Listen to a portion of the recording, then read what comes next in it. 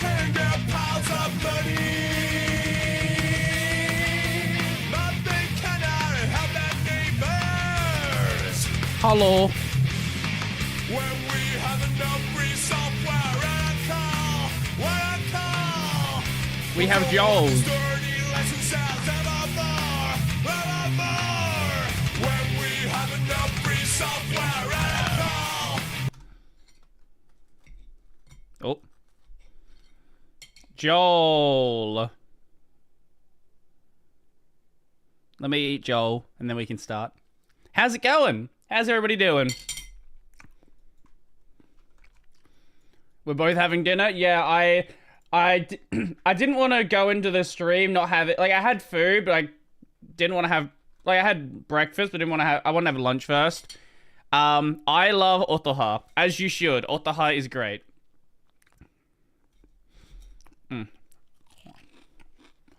Hello, Evelyn Yum. How are you?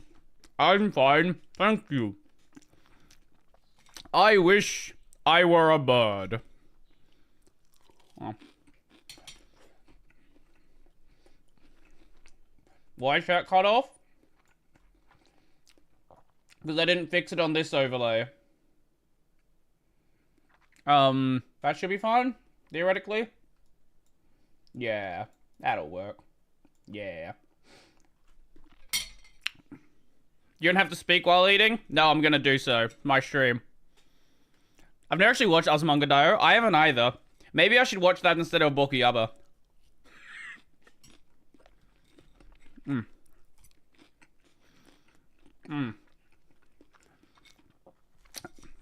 I don't know how to hold a knife and fork. I just swap hands back and forth.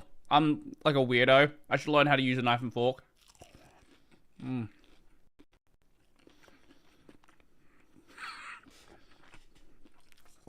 Does someone know the Heimlich maneuver? I did a first aid course 9 years ago. Used chopsticks. That would go even worse.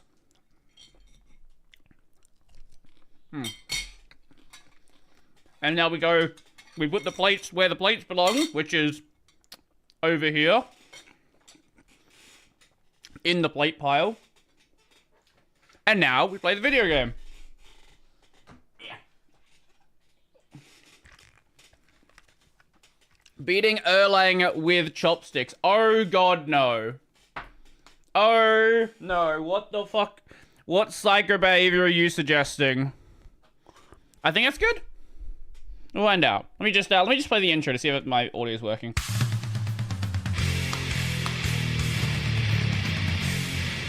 Yep. Okay, we're good. I actually know how to use chopsticks. I have tried.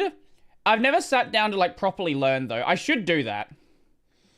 I'm not a good weeb. I don't know how to use chopsticks. Anyway, let's go to here. And Khazan the First Berserker. Also, I have my 8-bit Do controller here. So, I've not really played with it. So, I'm kind of curious to see how it's going to feel. Like, I've like, sort of, like, you know, messed around with it, to, like, vibe it, whatever. But, like, I've not actually, like, properly played a game with it yet. I'm just going to go wash my hands, then we'll play the game while the Vulcan shaders are loading.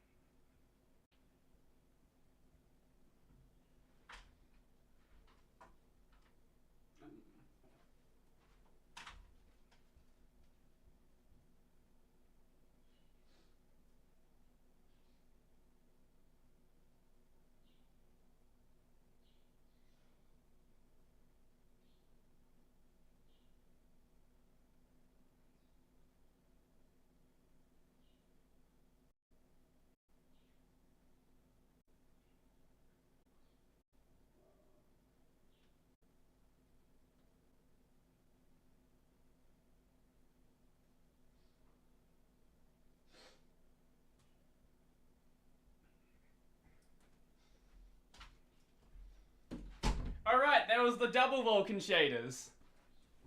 Getting rid of the gamer grease before you play. Yeah. How was the remapping experience? So, here's the fun thing. There was no remapping experience. We, do this. Oh. Do I have to... Oh. How many batch notes are there? Okay, so what I mean by that, and this is gonna sound... Because that by itself just probably sounds dumb. So, the controller didn't need to be remapped. At all. It's mapped properly. It's only in Godot does it act weirdly.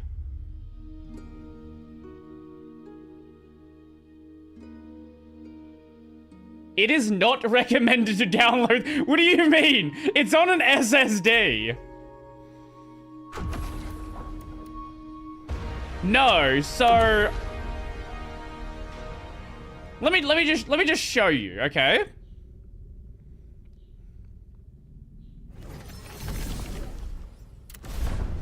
Okay, so we're in the game. Buttons work like they should. We can like do that. Everything's working like it should be, okay? We're all good. Now. Let me go open Godot.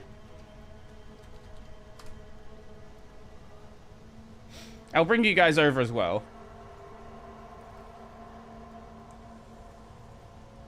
Okay. Here we are in Godot.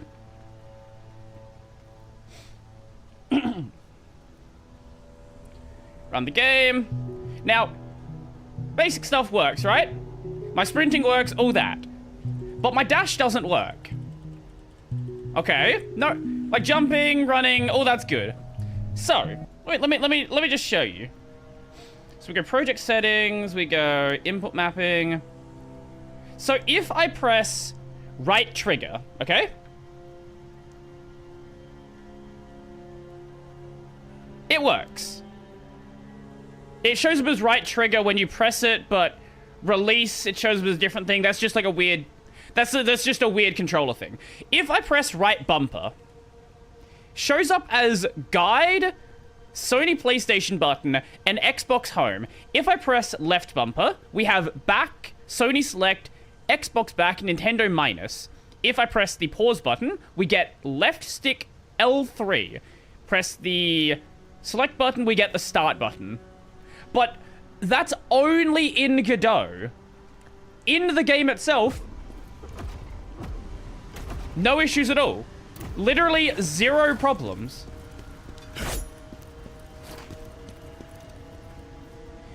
I'm gonna turn Rumble off. I really don't like Rumble. Why is Rumble even on? How do I turn Rumble off?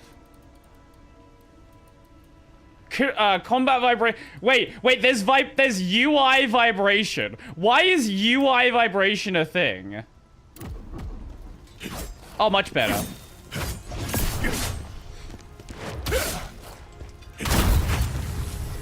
Sure, okay, yeah. So there actually isn't a problem. Like, at all. So I don't know why that happened. We love being vibrated? Not on stream. At least not on this stream. We'll save that for the other stream.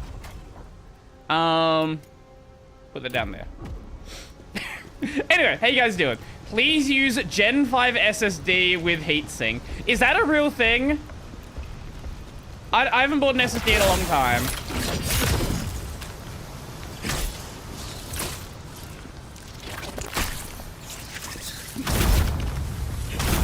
Okay, cool. How can the user interface vibrate? I guess... I guess it's like an accessibility thing, right? Where was it? Controls? So, like, if you like, interact with a part of the interface, you know that, like, you did, I guess? It just feels really awkward. Oh. Even with that turned off, you can still hear the background sound is causing vibrations. Ah! Wait, UI vibration doesn't actually do anything. Okay, maybe I'll leave it like that. Environment vibration is weird. Especially because, like, the waterfall in the background just caused the vibration. For some reason. Which is certainly not what I want to see happening.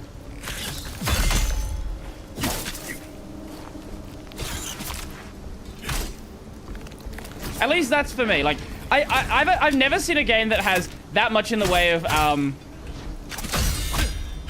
in like, vibration control. I actually do appreciate it.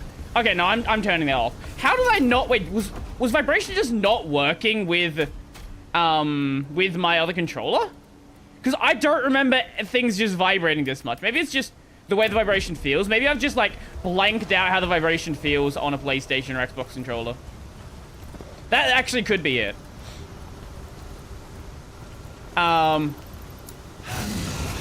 Oh, yeah, persona menus are fucking great.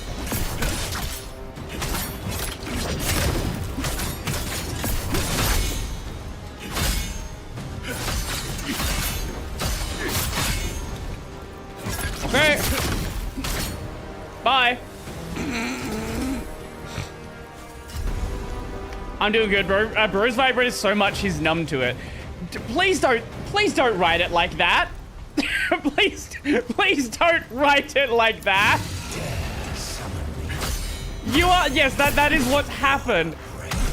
But don't write it like that.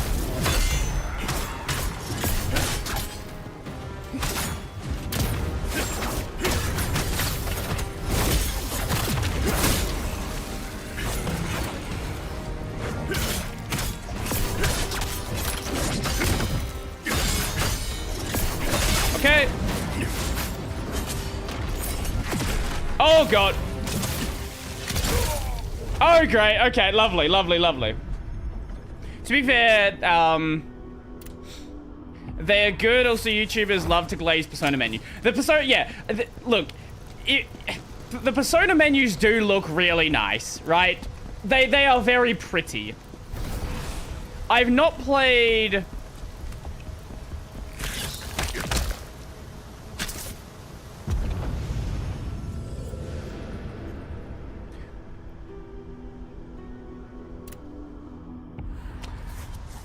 I've not played the new Persona 3 is what I was gonna say. And I've not played, what's the like action-y game? The Persona 5 action-y game?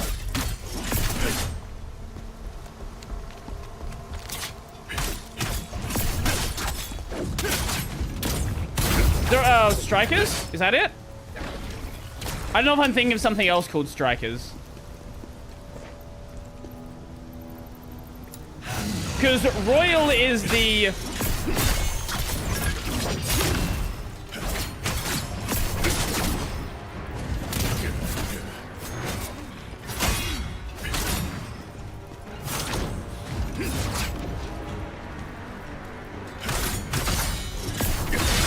Royal is the, like, the complete version of 5.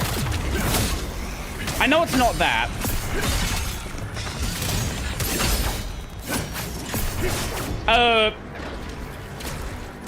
Is he stuck? Hi, you good? No, not Metaphor, the actual Persona game. I think we broke him.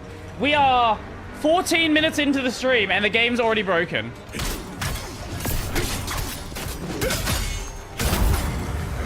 Absolutely nothing out of the ordinary there. Totally normal day.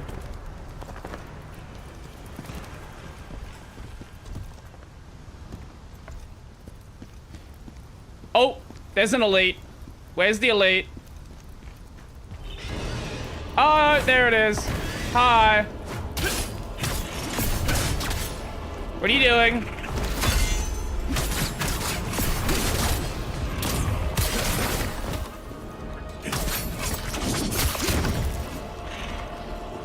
Okay. Do you think?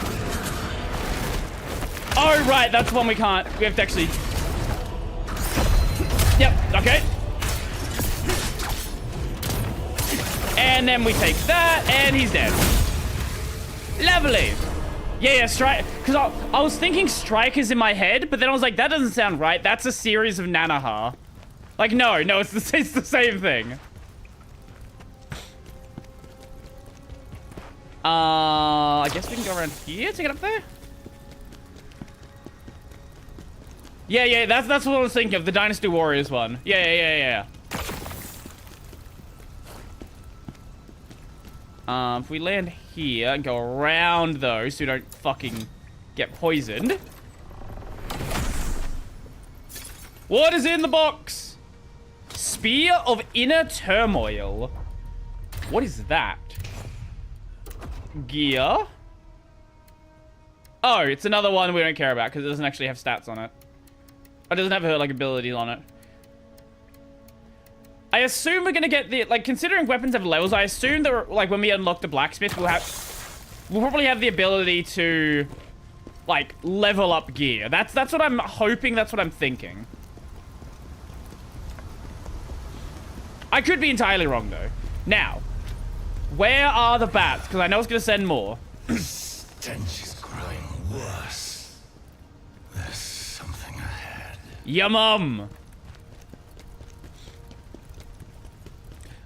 Oh! Unbelievable. Why are those things here? We had a bargain, and you will honor it, Phantom. I feel like this helmet kind of like ruins any of the facial animations we might see.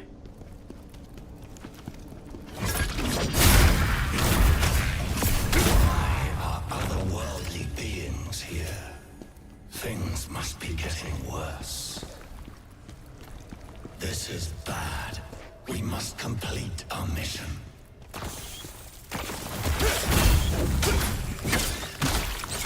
Nope. Good. Hi. Sucks to suck. So what do you guys got planned for the weekend? What is your goal? Cause I am hoping to finish Expedition 33. I shall come. Well, that if that's your entire plan for the weekend, that's either a very exciting weekend or a very very depressing one.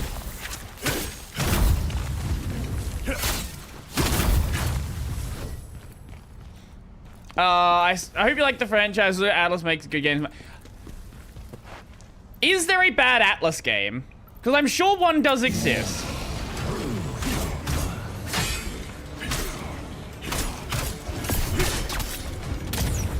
But I'm not, like, one's not coming to mind immediately.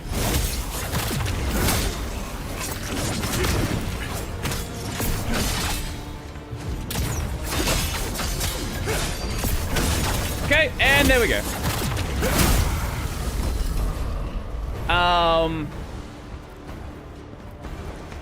I just realized, based on what you said yesterday, you indirectly called DistroTube an egg. Yes, he's bold. He's an egg. Yes. I stand by what I said. Bold means egg. P3 Holy is best story in Persona. I keep hearing P3 is really fucking good. Like, I've got, I was gonna play the PS2 version of P3. Like, I've got it, completely legally acquired. Wink, wink. I was gonna play it on I was gonna play it on my absolutely physical hardware PS2. Wink, wink. I just hadn't gotten around to it.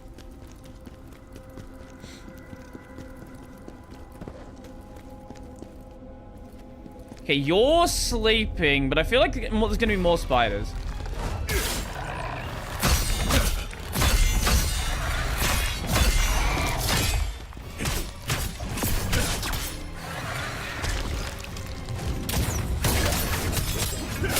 I don't know how there's not more.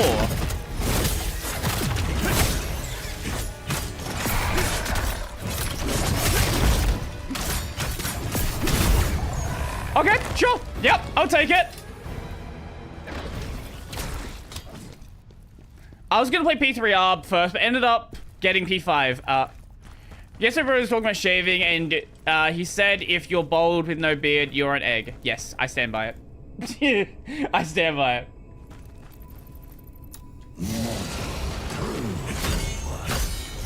And this is as someone who is 100% going to be bald as I get older. Like, I will be bald.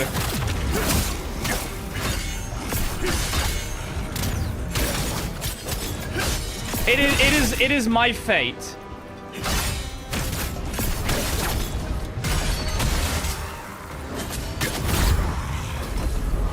That could have been worse.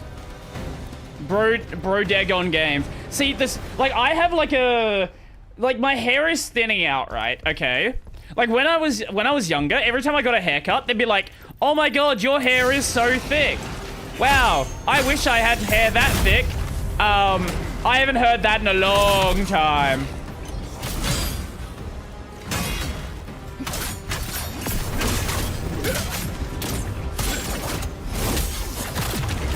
Oh, he's dead. He's not dead? Oh, he's just on a ledge.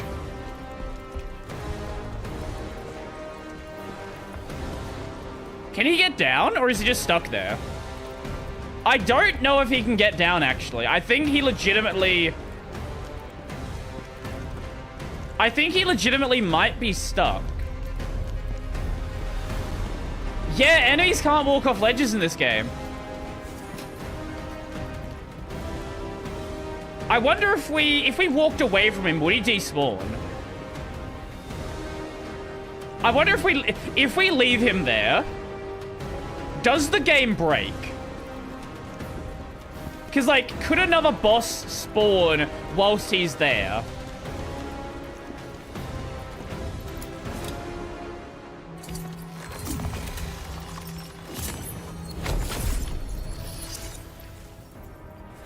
Okay, we can do that even though we're still in technically a boss fight. The music's still playing. Oh, okay. There we go. So if you interact with that, it will... Okay, I kind of wish I didn't do that now. I should have just left it there until I went to a boss fight. Because I have a feeling the game would just entirely die.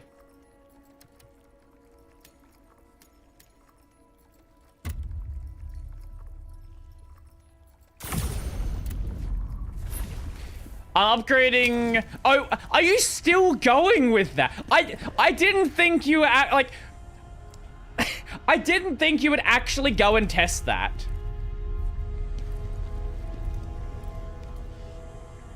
You're not doing it one by one, are you?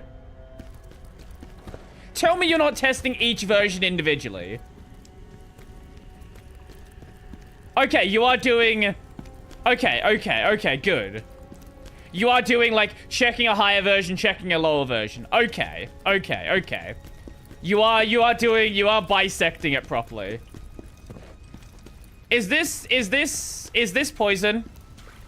Wow. Wow, it's, I wonder if this is inspired by Dark Souls. It's a swamp area where you get poisoned if you stand in the poison. I've never seen that before. That's a very unique idea.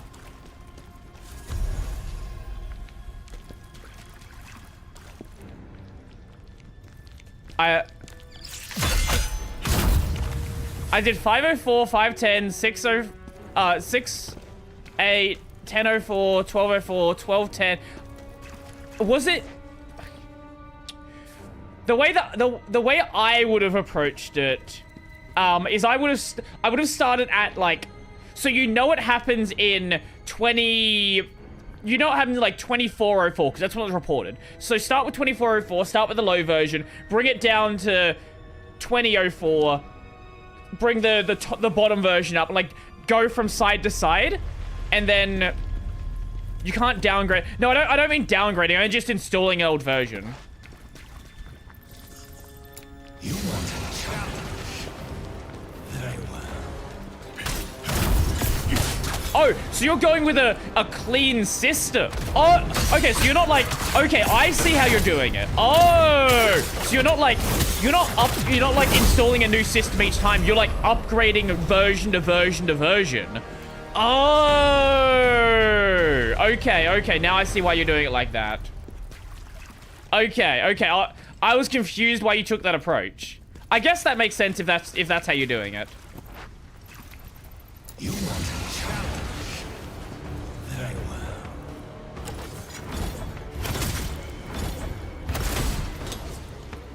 Get over here.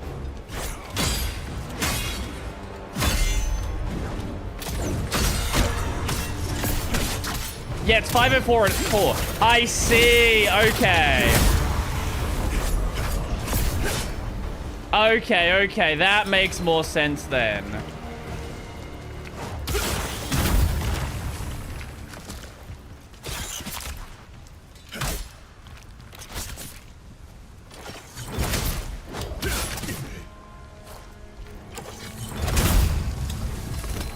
Also, I didn't think you would actually go and do that. Like, putting aside the approach, I didn't think you would actually do it. Okay, that was a very hidden one. I very well could have missed that. Is that everyone? Am I missing one soulstone? I am. Ugh. Okay, I may end up having to look up where that soulstone is. We'll see. Depends on how annoyingly hidden it is.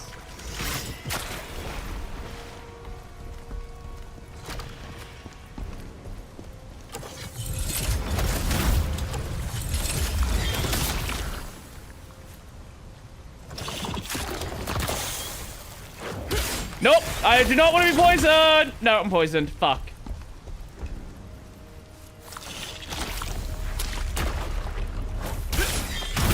I don't know if I have poison restoration. Yeah, I do. Okay, we're good. Might as well find out when the bug started. Gotta say, good to find what you're doing 1404 because it means no more old releases. Oh, done with 1404.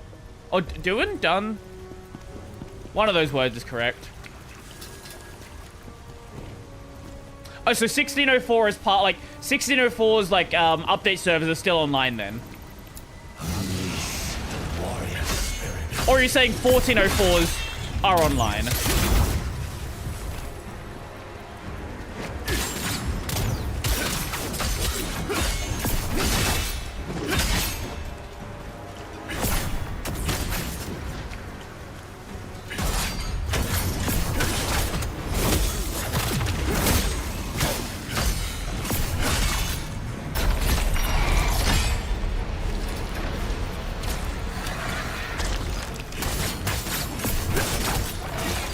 Okay.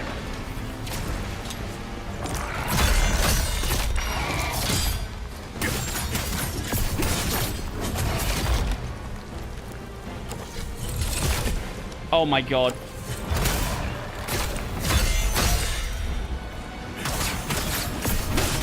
Okay.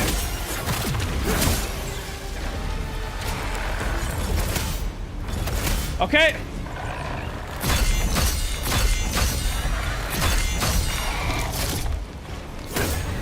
Oh, it's like a, it does leech life as well. Ooh.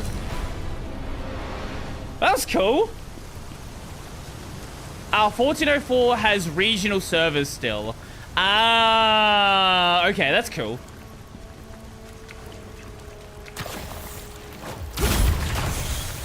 Wait.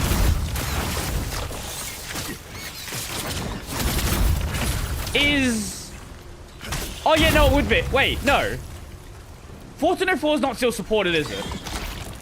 No, the latest supported, like, LTS would be 1604, yeah?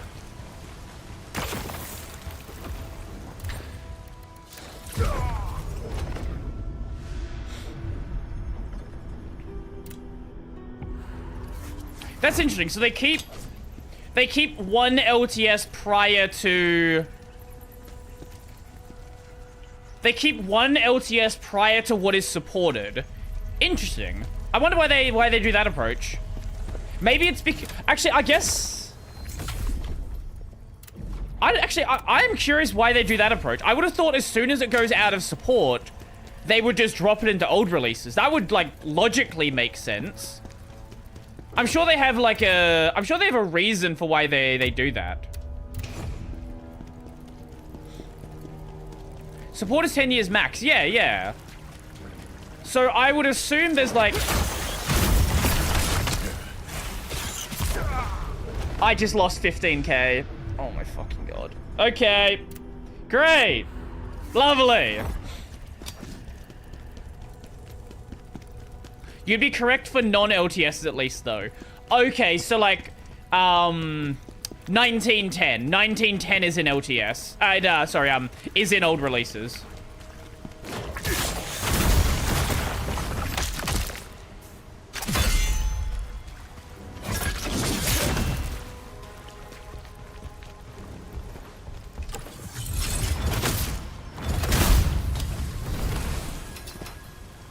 Yeah, I'm very confused why they would take that approach then.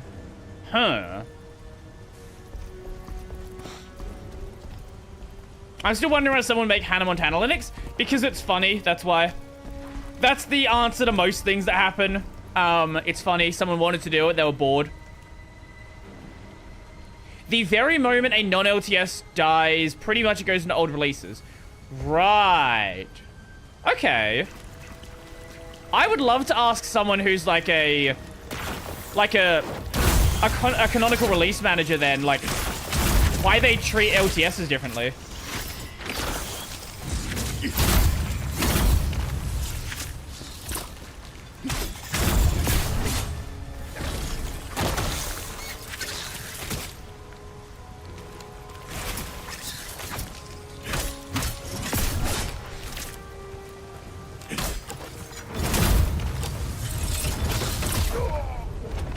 Are you serious? It jumped as I was gonna... God damn it! If I'd thrown that in the air... If I'd thrown that in the air, then I wouldn't have died. What do we have? Did you find the version? Oh. Hannah Montana Linux fully upgraded to 1804... Jesus Christ.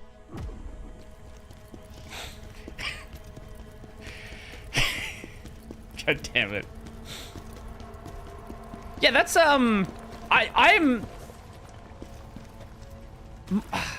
I can't even, like, begin to guess why they would take that approach. Because it wouldn't, like, if 14... Okay. When something's in old releases, you can't upgrade that thing. But you can upgrade from it, yes?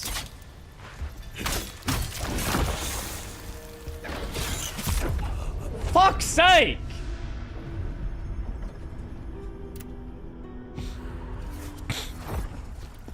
Because I guess that could be it. Like, they want to have... If you need the version that's in...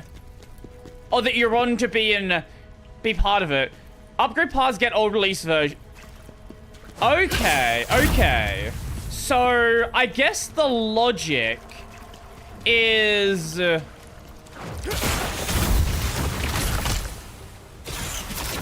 I guess the logic would be, since 1604 is still supported, like, you want to have the version people would upgrade from in part of the supported list. So it's easy to do that migration without having to do, like, old releases. That would be a explanation that makes sense.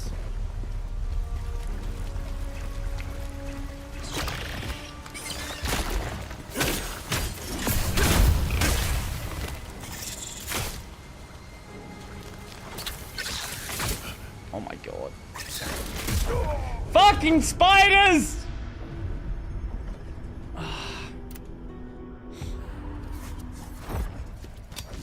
Why did the spiders go so smoothly last time? And now that I know it's like 100 fucking spiders here, now it's become a problem.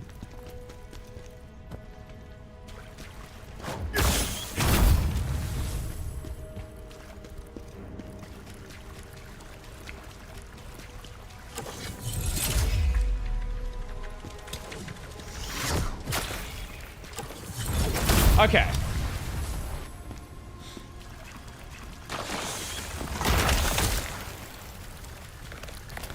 Okay, get out of there. Hi. I think I found my least favorite. What? What the fuck was I stuck on? Eh? Okay, there was something I was stuck on there that made it so I couldn't move.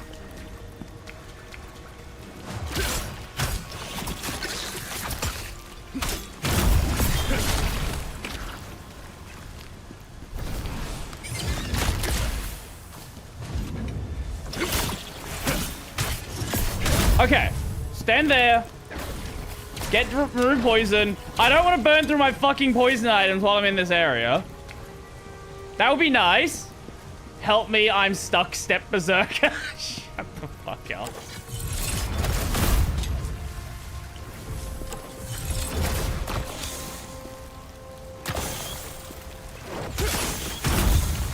Okay, let's go over here so we can funnel them easier. There we go. That's what we're looking for.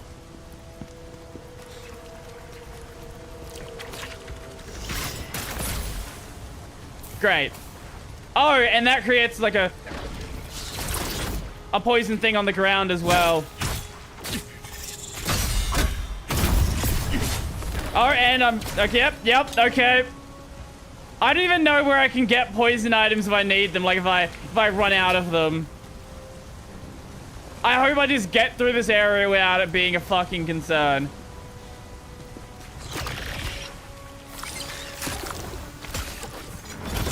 Okay. Okay. This is such a bad spot to be.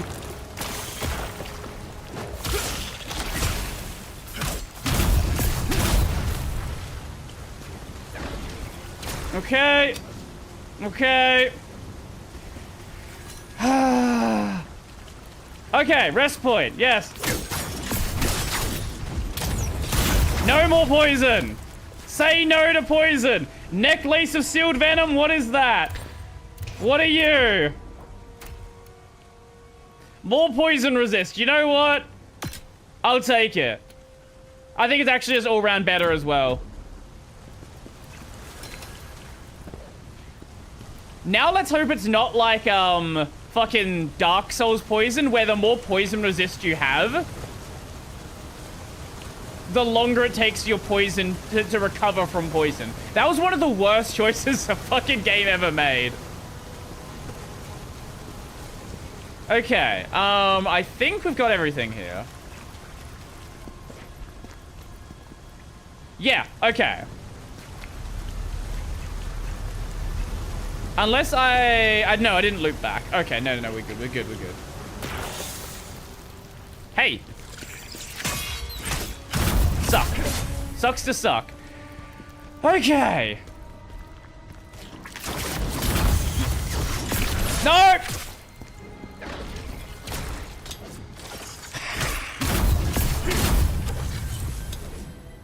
God damn it! Fucking spiders! Okay. When I die again, I'm just gonna run through this area. Okay, there's an item over there.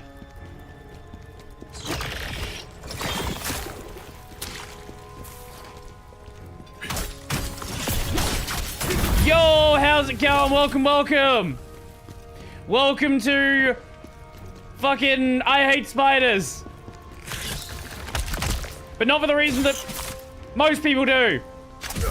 Fuck! That's the reason I hate spiders, when they're so fucking big, they can punch you to death. They always kill you. Nah, most of the time they're fine. They won't hurt you. It's just a spider. What's a spider gonna do to you? Okay. Now, let's go this way. Let's ignore most of what's going on.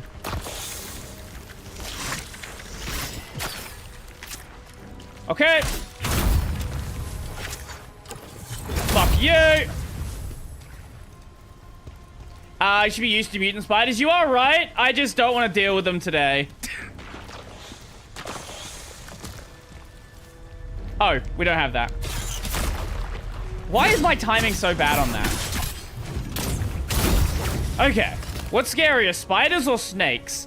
I would say snakes. The reason why spiders aren't that much of a concern, one, you can stand on them and they'll die. It's a spider. What's it gonna do to you? Like, even the biggest spiders, you can stand on it and it will die. A snake, on the other hand, if you stand on a snake and you don't kill it, you are getting bitten. Like, no fucking questions asked. Guaranteed you're getting bitten.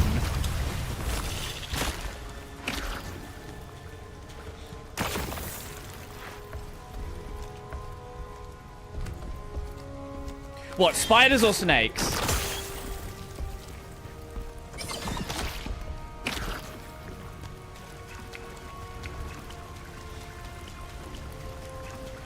And some spider bites can kill you. This is true, but some snake bites can kill you as well.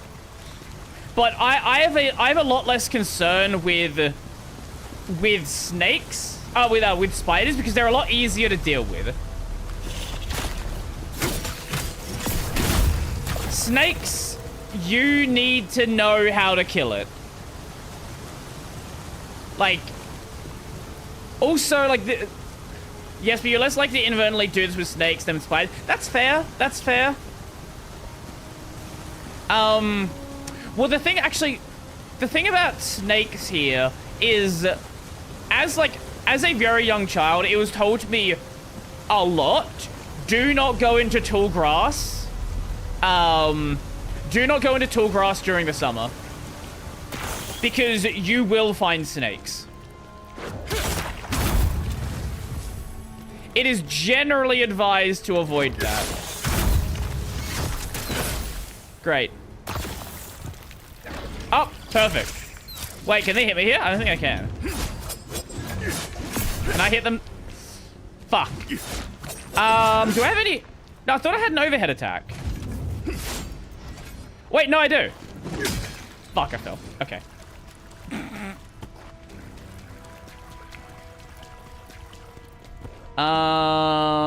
We can get back over there. Pokemon IRL, but all encounters are Ekans. Pretty much. I grew up fearing for my life against wild turkeys. Explain that one to me. Is that like a normal thing, or is that a you thing? Because I have never... Like, I would assume maybe they're a problem. I know that, like... I know that, like, chickens are, like, absolutely insane. They eat everything. So I wouldn't be surprised if turkeys are a concern as well.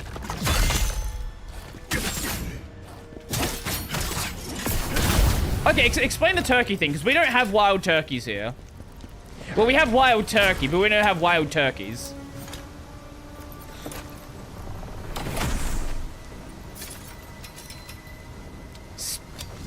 It's another sphere of fucking inner turmoil. I've had like 10 of those already.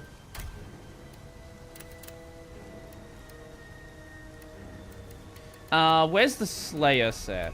There. Dodge stamina.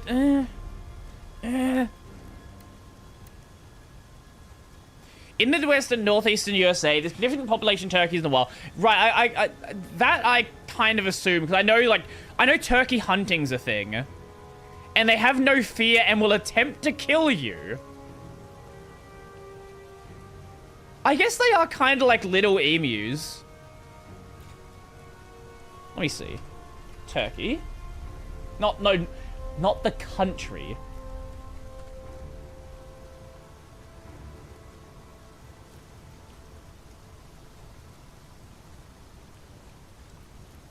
So here we have a turkey.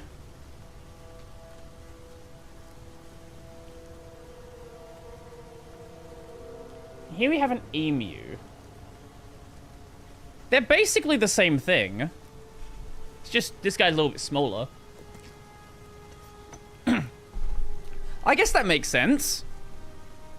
You can fully believe that turkeys are descendants of dinosaurs. Yeah, fucking look it. Emus are also very concerning.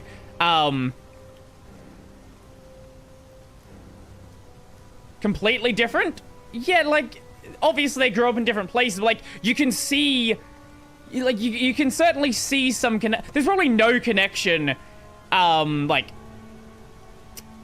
through, like, what do you call it, like, the evolutionary tree. But, like, these are also really dangerous, so I kind of get it. Farm turkeys are too fat and out of shape to kill you, but they will peck you so hard that your hands bleed. Chickens will do the same as well. If they think anything you have is food, you will know about it.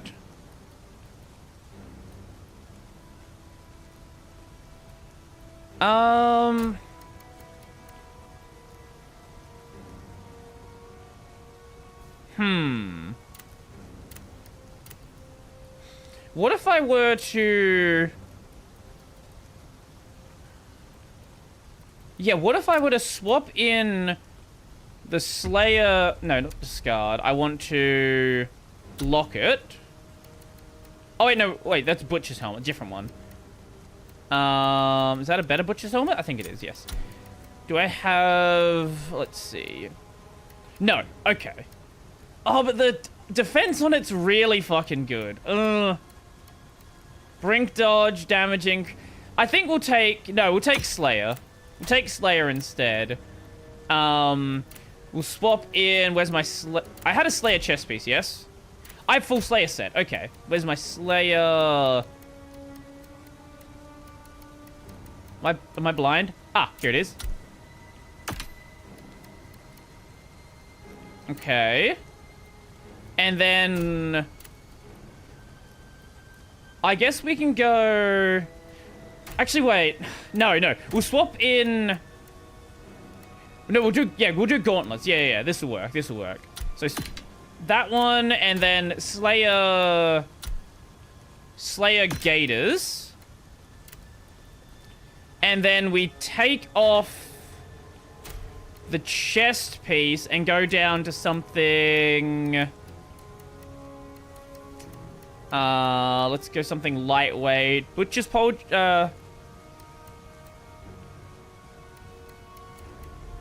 I guess we could put on... Yeah, put that on. Yeah, that works. I don't know if that's a great setup. Defense is only like 60 lower. Okay. Chickens are one human kick away from... That's true. Chickens are tiny and not concerning to people, but... Have you ever seen a chicken eat a mouse?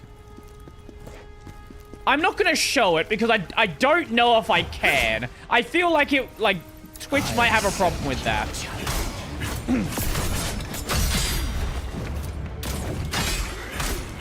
But if you've not, I highly encourage you to have a look at a chicken eating a mouse.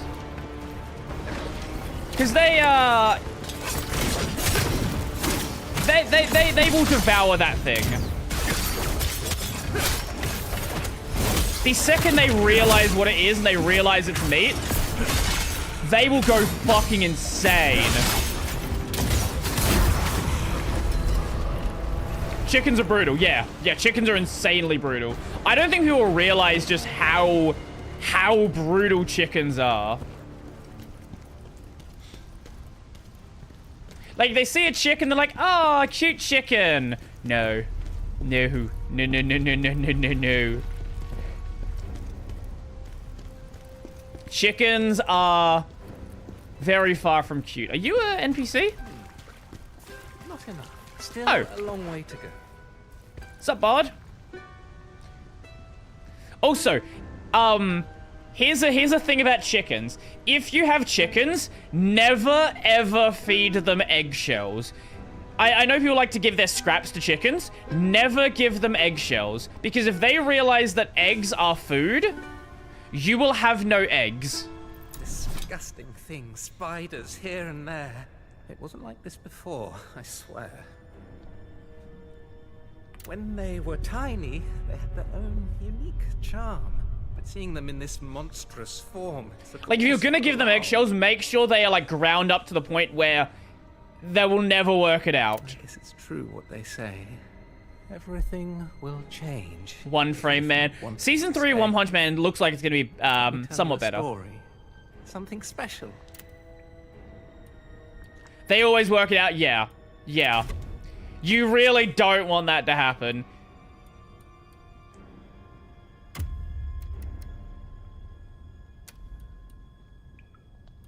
I guess we can buy... I guess we'll buy some of those. It's the first tale of a man named... So they cannibalize their kids? Yes. Man who, Yes. only having hope, never felt poor. If you want another video to go watch, go look at chickens when they realize another chicken is bleeding. Because when they find out another chicken is bleeding, if one of them pecks it, they will all peck it. And that chicken will be gone very quickly. Fate took his family, though it was tough. Yet they say life will only give us challenges that we can handle well enough. And with a voice that was charming. And Yeah, good chicken, looks to as admire, Neil said, chickens are also cannibalistic. had a loving They are very life. cannibalistic. And what more could these two desire? They had it all. So what do you think? Easily turned to Sounds cannibalistic like a tale scavengers, full of exactly, hope, yeah. Doesn't it? I'm kind of curious how, like, wild chickens behave then.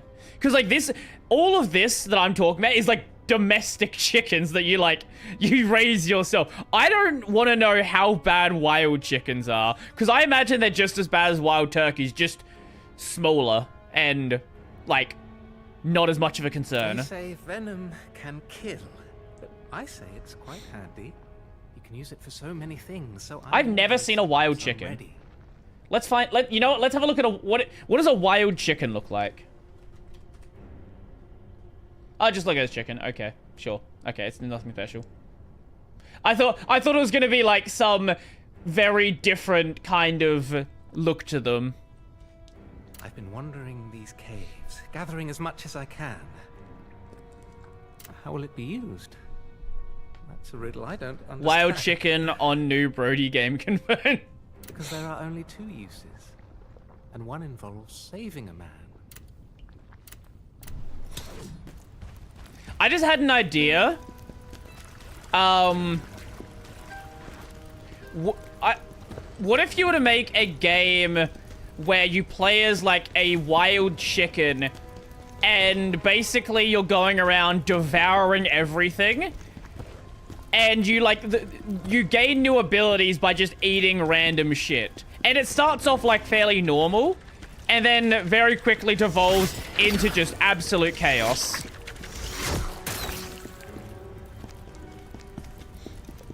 It's like you start eating, like, car tires, and then you gain some ability from that. Whoop! Hi.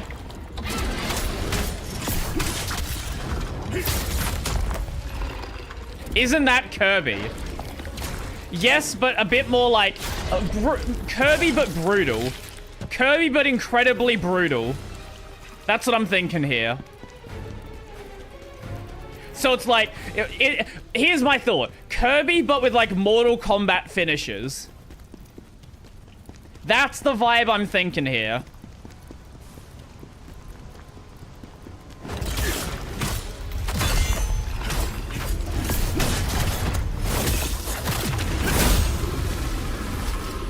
I don't think it needs to be, like, ultra realistic. I think it would work better if it's, like, hyper cartoony, because then you can get away with a lot more. Like, yes, it would be funny to have, like, hyper realistic, like, AAA chicken quality. But I don't think you need to do that to make it fun. I think if you make it cartoony, you can also just make it really, really stupid.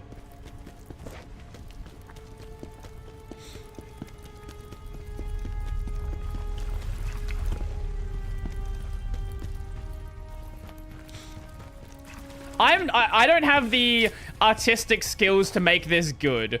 But if somebody wants to yoink the idea, feel free to do that. You think in a 3D... I think a 3D game would be more, like more interesting. I guess you could do it 2D, but, like, outside of, like, cutscenes, you kind of lose out on a lot of, like... Okay, there's the boss room there. You lose out on a lot of the way you could portray things, I guess.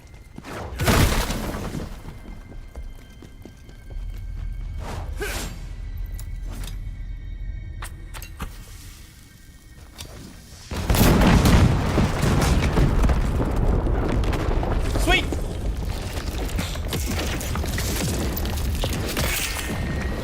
He did.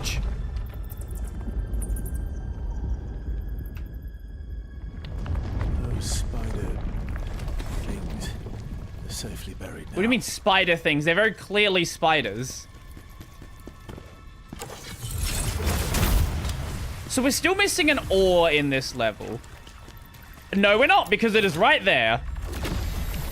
I heard there's a spider inside big as the Berserk dragon. That can't be true without. Can it?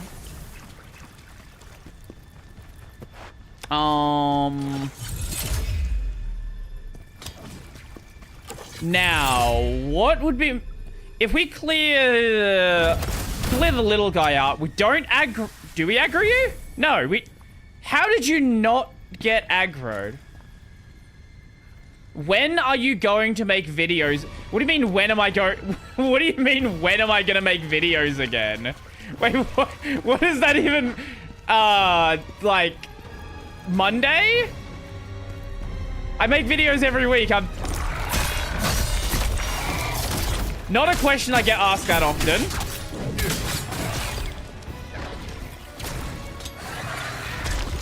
Oh no. Oh no.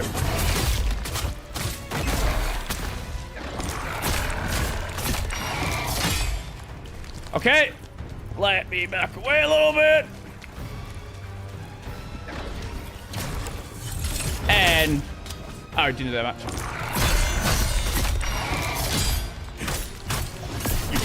The Linux exploratory ones. Oh, we're dead. I've got some ideas. So, one of the things I do want to put out... Or one of the things I want to work on next week... Brody, will you be coming back to YouTube? For sure. One of the things I do want to do for next week is I want to look at some, like, really old... not really old... Really, like, obscure Linux distros.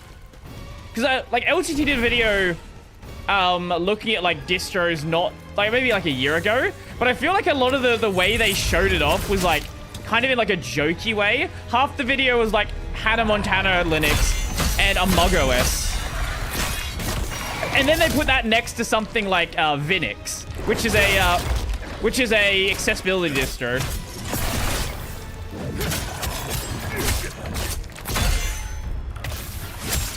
So it's like, you put something like actually, that feel actually seriously used next to an actual just meme distro. Oh, we're not dead.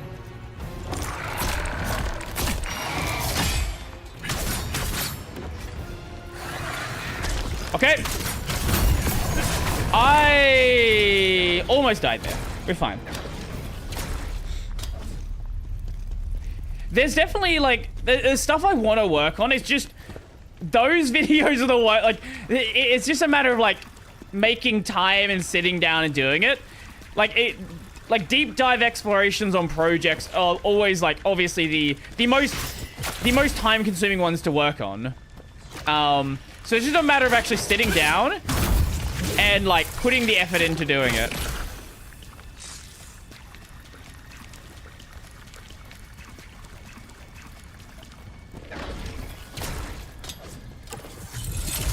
Wait, how are they not aggroed? Did I walk out of aggro range?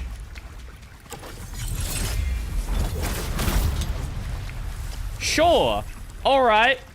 Why not?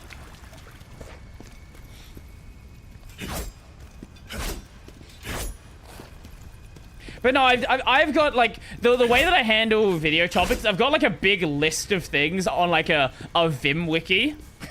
It's just like I either pick something there or I look at what's like happening that week, and that's sort of how we go. I still need to do a video on Systemd Analyze. That needs to be done at some point. I don't know why I just didn't do that one. Not it never happens. It happens, it's just a matter of me doing it. And sometimes I don't do it. But sometimes I do.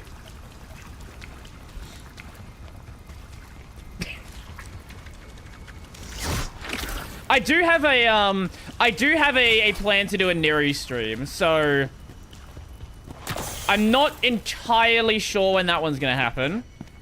I probably doing it tomorrow. That's what I'm thinking, because I do want to do a stream this week. It's been a bit since I've done one on the main channel. Neri is in Fedora now. Yeah, I wasn't sure what I should like install to mess around with Neri. If it's in the Fedora repos, I might just install Fedora in a VM and do it like that. That seems like an easy way to do it. The boss is going to be a big spider, isn't it? All the good Wayland stuff is in Fedora. I do think Fedora is doing really good work. You can't fool me, Aussie man. I am trained to recognize your Brodyisms. Yeah. The stench of those otherworldly beings. It's coming from there.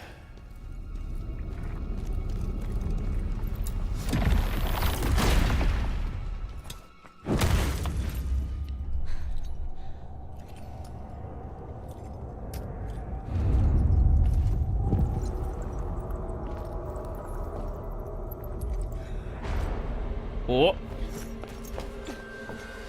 Wake up. I lived near an Amish farm as a kid. Oh. And I live near wild areas now. Wait, is he gonna turn into a spider? I am only aware of like the Amish through like memes on the internet. I don't really know that much about the culture.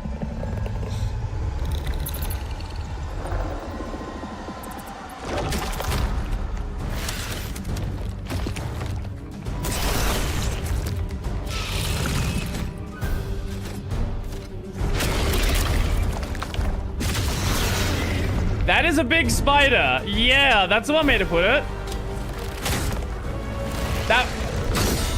Good start.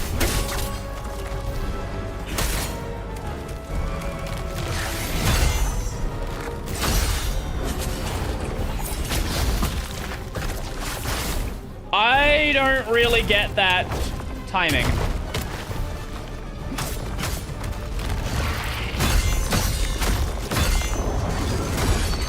Oh, it's offset. Okay, I don't know how I feel about that.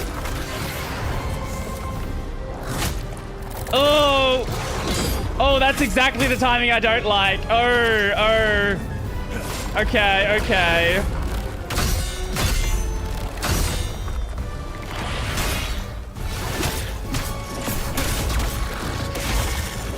Great.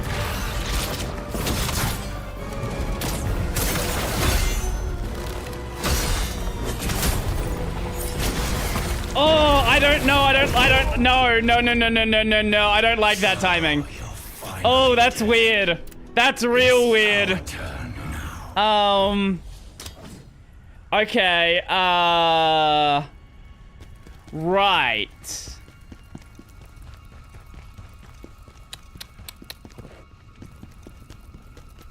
Okay, this is gonna be an interesting one. I want to get this boss done as quickly as possible. Like, it does everything I don't like about bosses in games like this.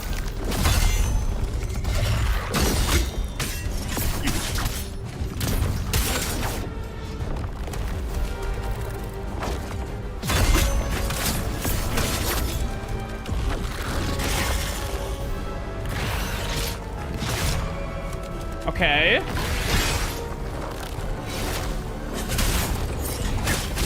Like, what is that? That doesn't make any sense. Like, what is that?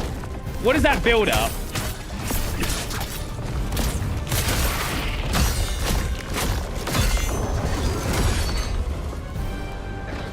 Like, it really does not vibe with me at all.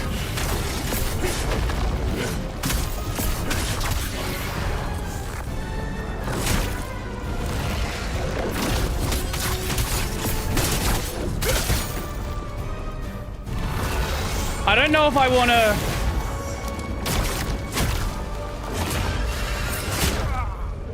Okay.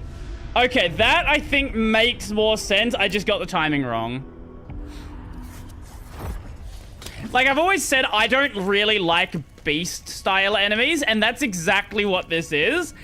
And it's also a spider, which also tend to have real funky movements.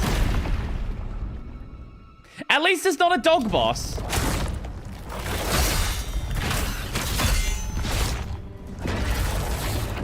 Because those have even weird, like, worse movements half the time.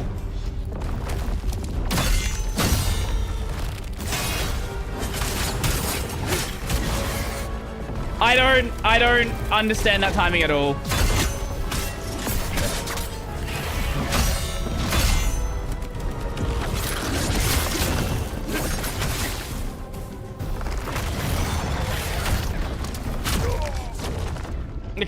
Okay.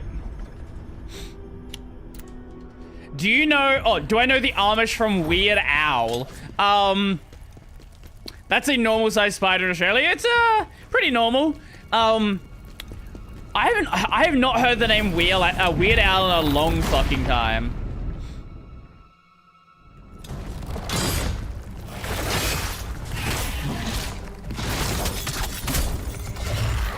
Okay. We didn't get stunned, which is all that matters.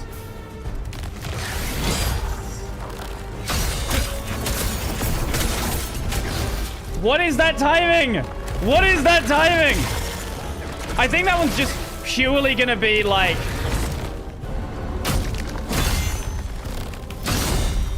Like, it's purely gonna be a...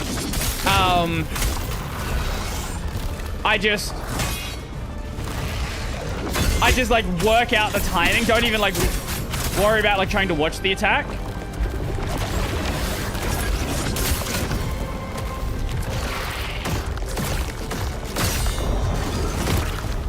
Great! Okay, I need to definitely make sure I don't get hit by that one then.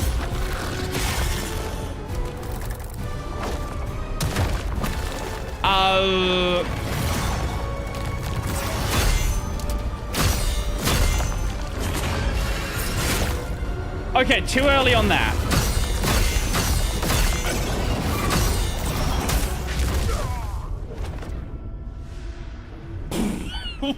Wait, was I poisoned? I don't know why I died there. I'm not actually sure.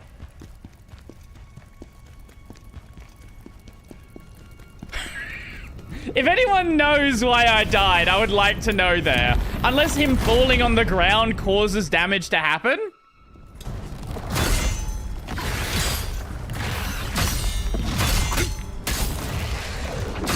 Okay.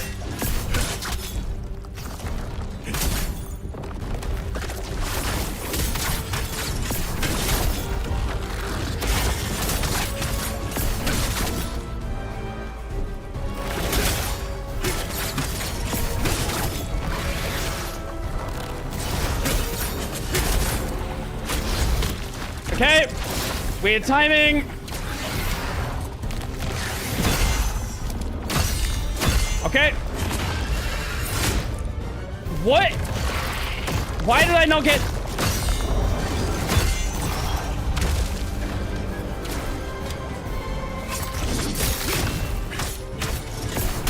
I'm confused. I am kerfuzzled. Okay.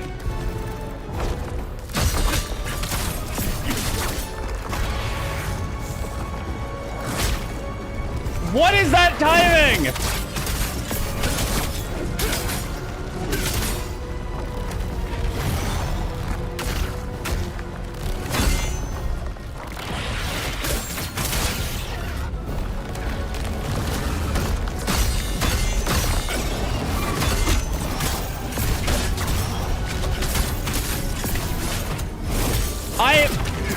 This is such a weird boss.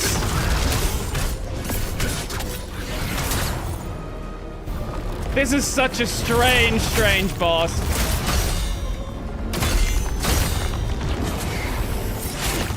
How does that attack work?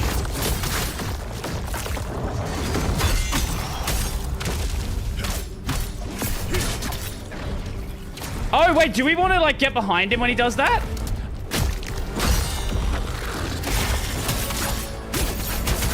Oh, maybe that's how that works.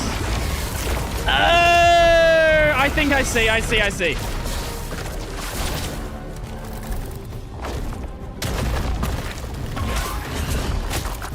Nope, that one we had to get away from.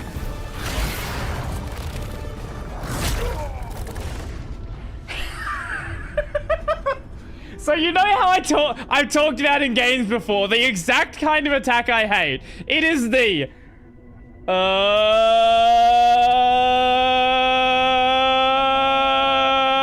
bonk.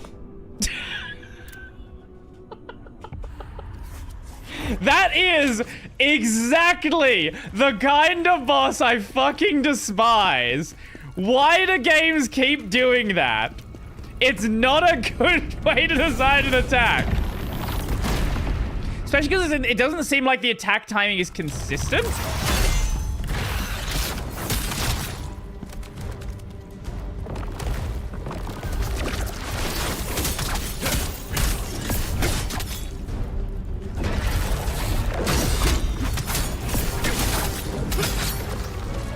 Games on Brody.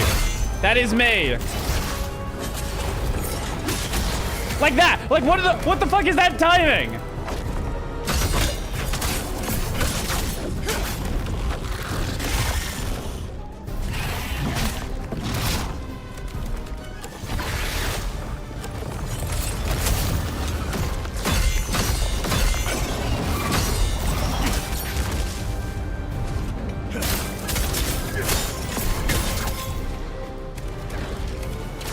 Brody on time.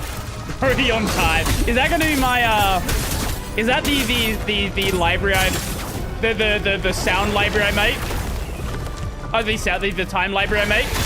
The time zone library I make? What the? Oh, and he'll follow you. Oh, and he'll follow you. Lovely.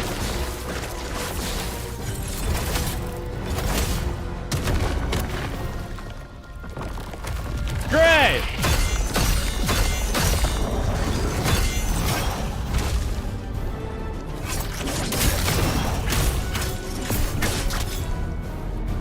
Okay.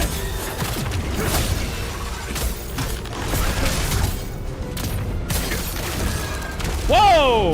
Oh, hold up.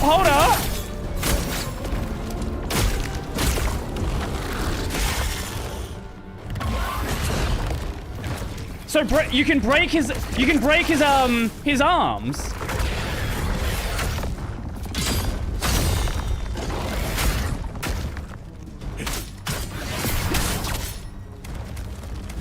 I don't know if that happens at like a certain amount of damage or like it's you have to like aim at it or something. Okay, what's the deal here? Oh, there he is. Hi. Oh, and he grew up back. Of course he grew up back. Why wouldn't he grow up back?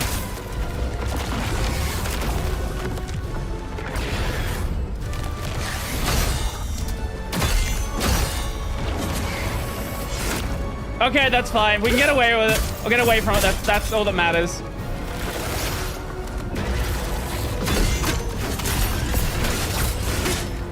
I didn't get hit by that.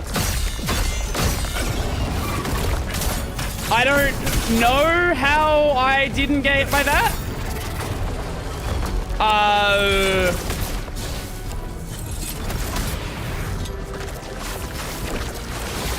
Sure.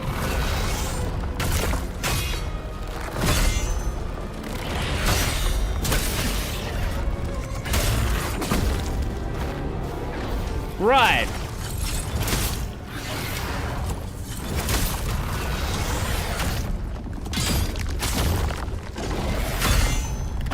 Okay.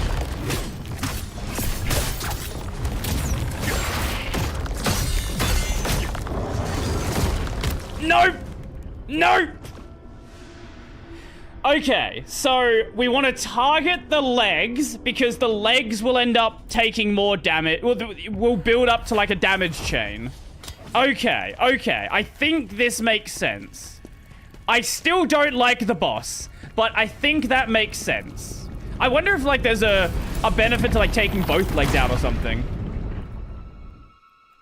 Oh. I guess they're not legs, but claw pincers?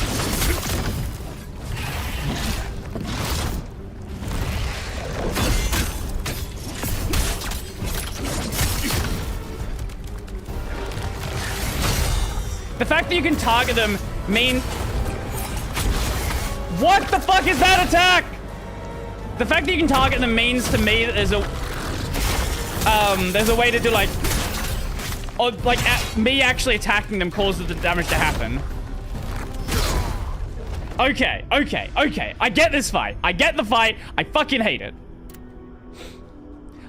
Can we go back to the dragon? Can we please go back to the dragon, which just did a shitload of damage and was just a nightmare to fucking fight? That would be nice, please. Please, game. Because there's gonna be oh my god, there's gonna be a hard version of this fight as well. Oh no!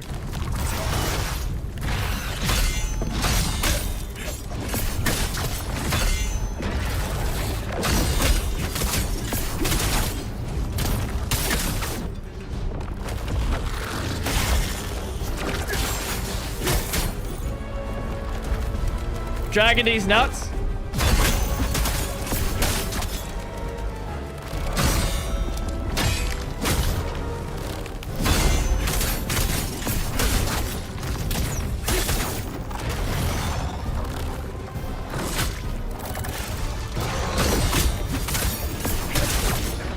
Take the heal.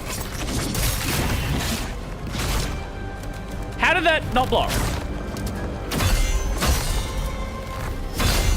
Okay. Yeah, okay, okay, okay. Yes, this is a strat. This is 100% the strat.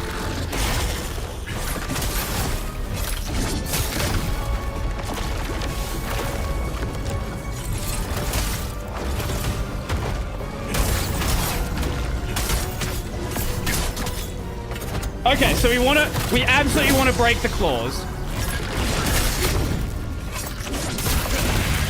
There we go. Now we're cooking.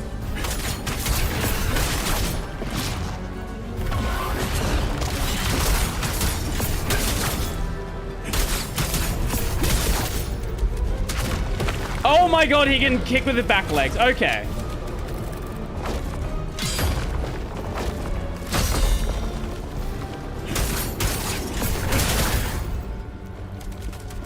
Okay. Okay, that is absolutely the strat for this fight. Okay, okay. Now we have an idea of what we do. Perfect. And now we wait. Okay, he grows both his legs back. Or his claws back, whatever they are. Pincer, ducking, whatever you want to call it.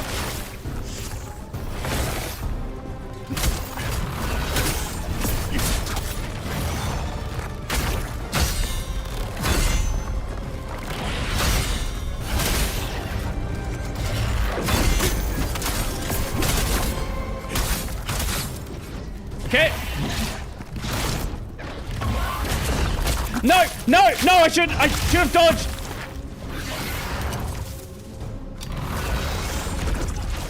No, that was going well. Oh no. I got poisoned at the end there and didn't have the my poison item selected. Okay. Okay, okay, okay, okay. I think this is the run then. Okay, but it's probably not the run. But this is the run that I know what I'm doing. The idea is confirmed.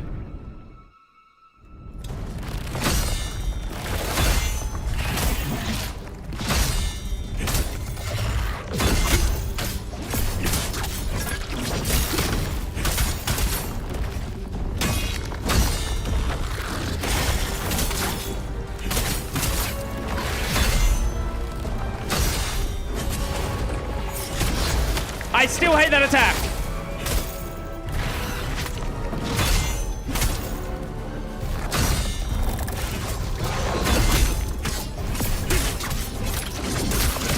Okay.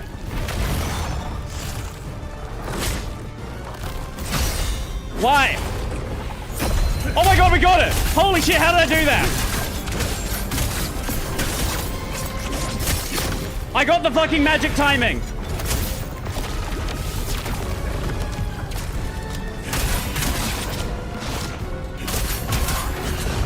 Nope! Wrong button. Almost cooked it.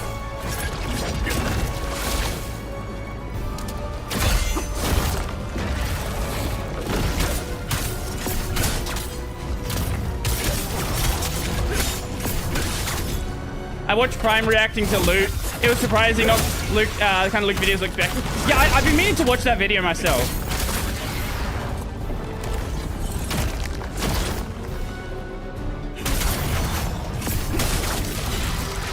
It's been like on my list to watch for a while now.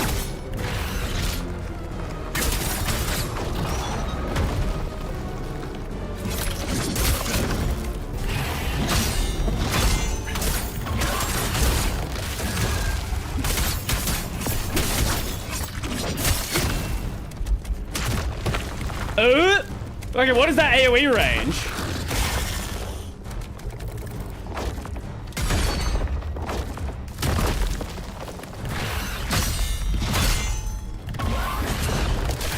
Okay.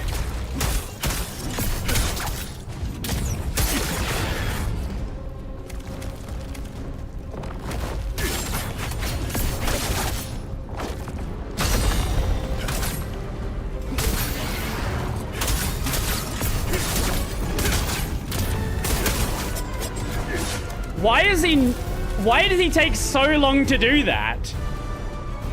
It's not about tech at all, just Luke giving life advice? I definitely should check it out. Maybe it'll be on my next to watch. I don't know. Oh no, he recovers everything.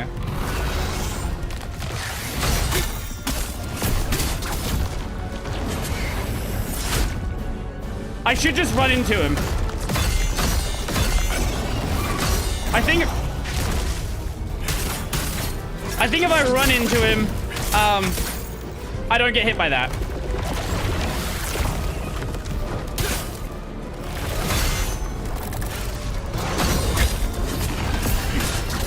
Okay, or we dodge it.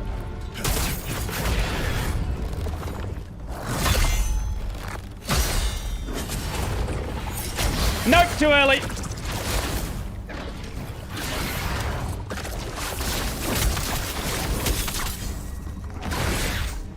Come on.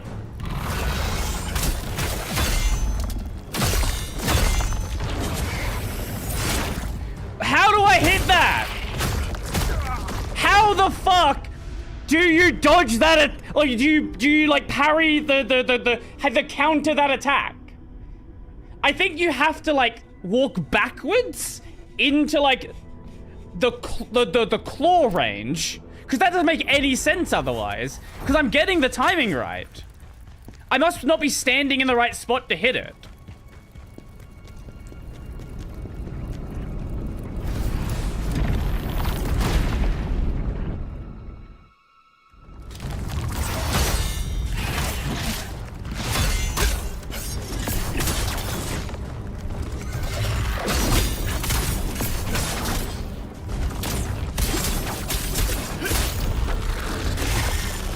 Almost had that.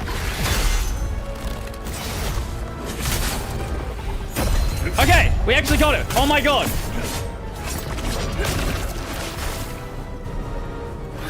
I think I just have to be like really close with watching it. I got it. What?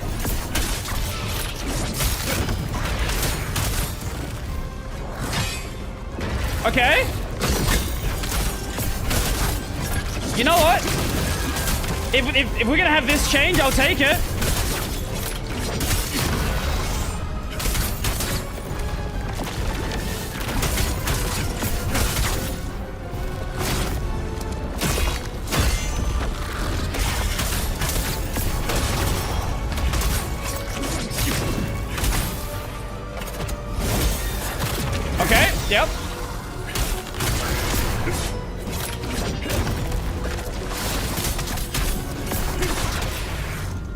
Okay.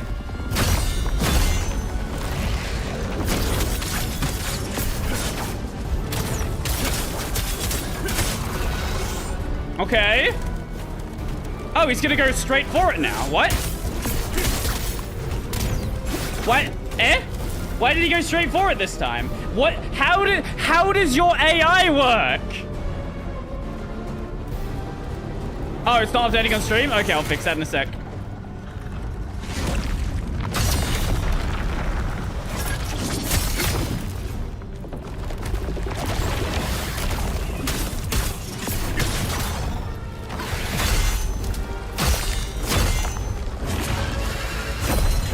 Okay, it's got to be at the absolute last second. Okay.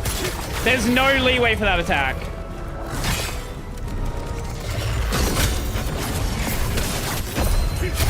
Okay, now we're cooking. No, please. Okay, I thought it was stuck in the wall for a second.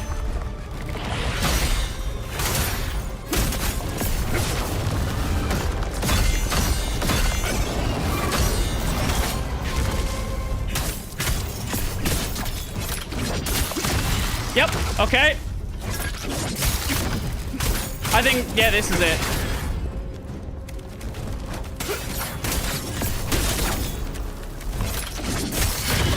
Yeah, that's what we're looking for. No, fuck you. God, we're gonna miss the fucking, the counter now. The brutal attack, whatever it is. Fuck you.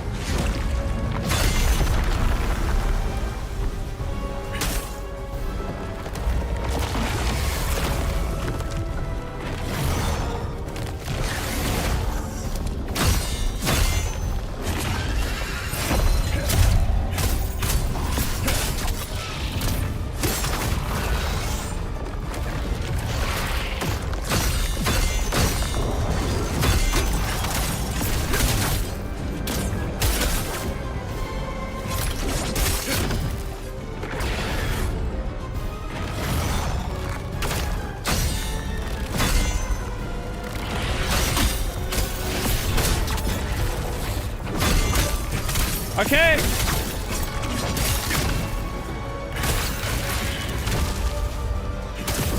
There we go. Look at that. How's the spider? Well, there you go. Beep boop, beep beep boop. Error, error. Error has occurred due to the error occurring in this occur. Can the real error please stand up? Well, there's your answer. Okay. Khazan, no! Okay, we're gonna cutscene it. Okay, that's fine. That's fine. Man, I was so worried for a second stage there. Thank you. Not necessary, General. It's been my dream to fight side by side with the great General Khazan. I bet it has been.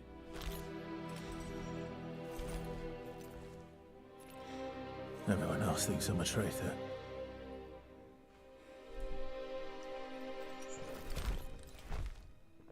It doesn't matter what they think. You're a savior, not a traitor. Woo! I don't like spider bosses.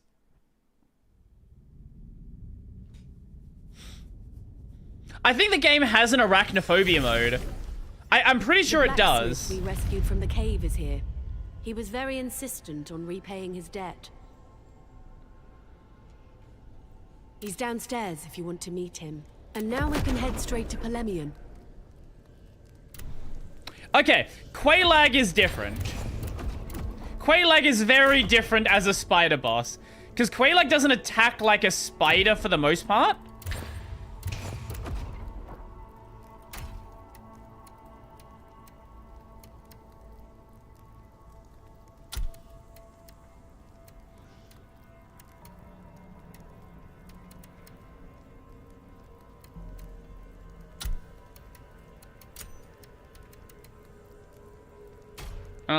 Oh my god, there's so much stuff here.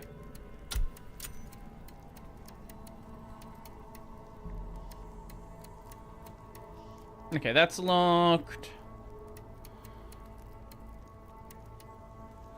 Forgotten Warriors top, that's worse. Okay, that one's better. Joel on Brody. Fish. Did it actually die for a second there? Quaylake has titties, very different. See, exactly. That's what I'm saying.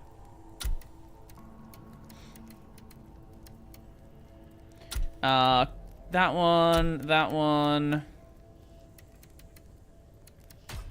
Oh my god, there's so many pants. Okay. That one is new. That one's new. Hunter Strails, we have a pair. 222, slightly better. Slayer leggings, we have a pair there. They're slightly better there. Get rid of that one. Soul Eater pants. Okay, okay. Devourer of Darkness. We have, no we don't. No, we do have hunter shoes. Those are better. Lock that one. Lock that one.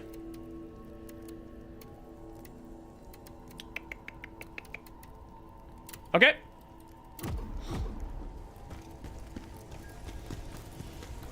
What is this?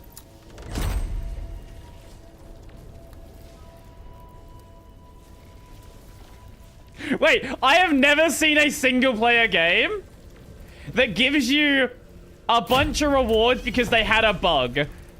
Based game developers, holy! Did you know Kazumaka is a Bantu like me? He's the best blacksmith we've got. Anyway, you've come through for us again, General. Are we gaming? We are In your gaming. debt once again.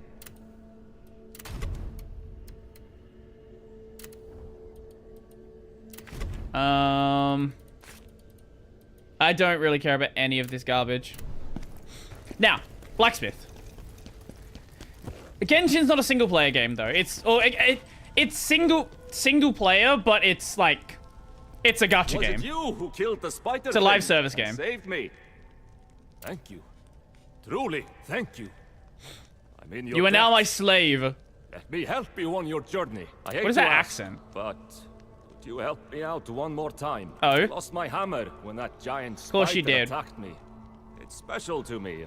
A real family heirloom. You don't know the shame I'd feel if I didn't get it back. Not to mention I need it for my... Course, okay, that's gonna be the quest to go fight the bigger version of the spider, isn't it? Giant spider? Yeah. What could have made it grow to such proportions? Now, could be useful in my steroids. alchemy research. HGH, human growth hormone. Oh. Oh, disconnected. Lovely.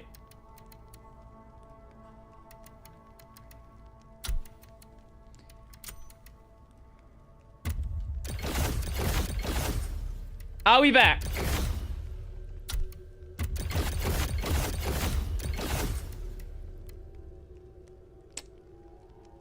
Hello? Hello? We back? Yes?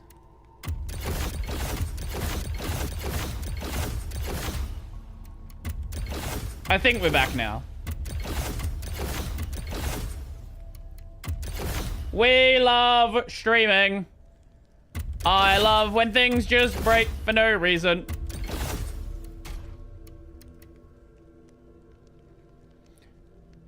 Did you see Otaha's new outfit?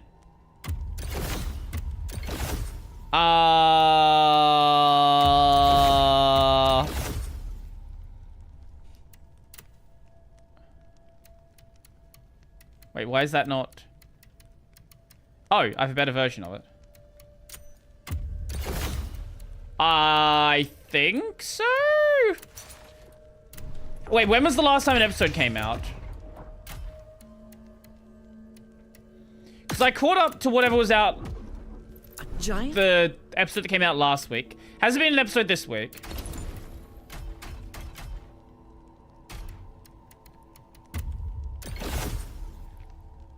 Last night. I have not seen that yet. Why am I using that one? Because I think the... Let me just double check when it comes out here.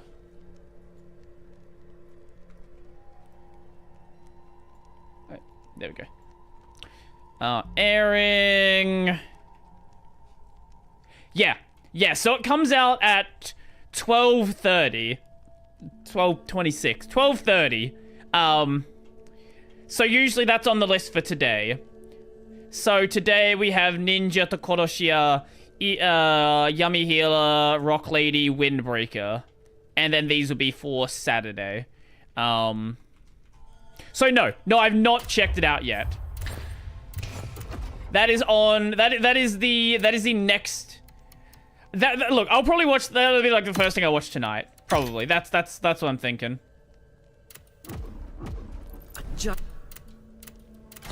I am quite the fan of Rock Lady, and I'm glad that you're enjoying it as well.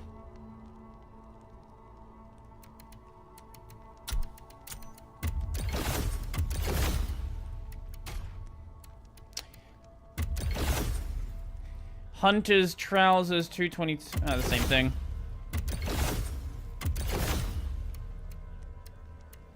Slayer leggings, already got one. That's better. Better.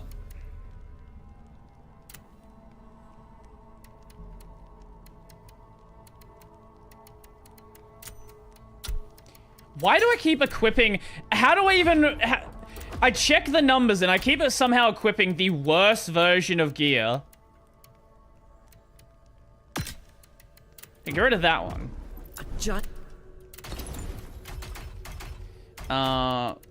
Get rid of that. Butcher's shoes. Worse. Those are slightly worse. Okay. Sweet. So, no, I've not watched it, but, I am fucking adoring the series. Like, I did not, like, I went into this being, like, I went into this being like, I don't know what this is, I'm just gonna watch it, because, I don't know, it looks somewhat interesting. And then it's like, what the... Where did this come from?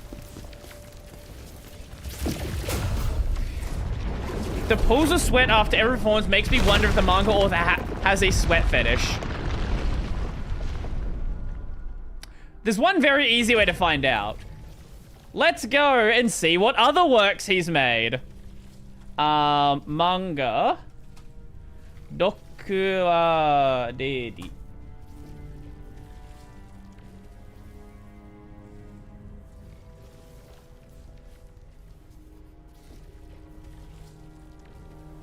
Hiroshi Fukuda.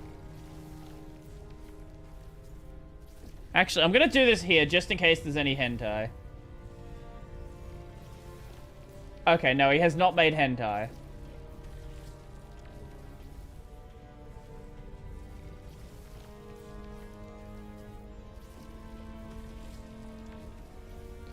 Okay, so...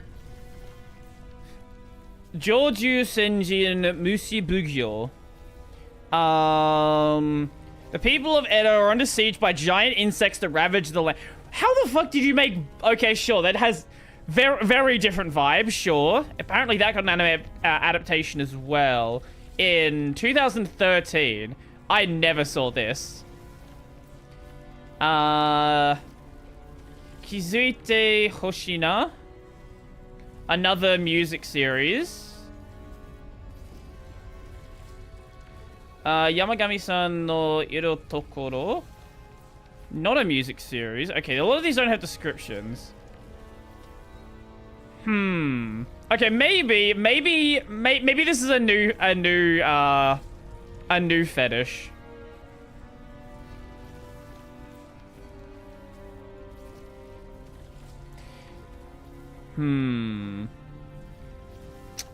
Okay. Usually when someone's like that, like, you can see, like, a connection between their old series. The otherworldly creatures you saw in the cave might be linked to the disruptions in the netherworld. Like, Afro, for example, will make nothing but fucking travel manga. Afro is the person who made, Yudu Camp and then Mono. Yudu Camp, which is...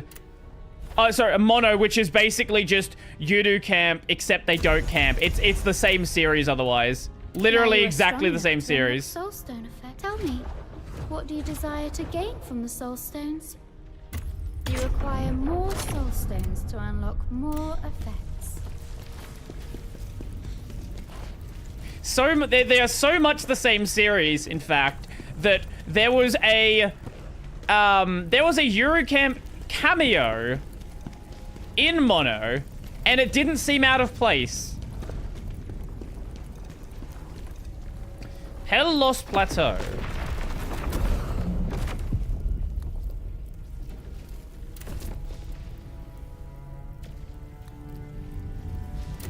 I'm kind of confused what that is. Is that like a different set of quests? I don't really get why that would be a thing. Yeah, it is. Right, okay. I don't know why. That stench from the cave. Those otherworldly beings. It's all connected to what's happening in the netherworld. We must find out more. Actually, another good example is if you go read the other manga by the artist who... Is it the artist? I think it's the artist that did Shokugeki no Soma. Especially if you go hard into the hentai that he's made, you will see some fun. Okay, so there's that one there.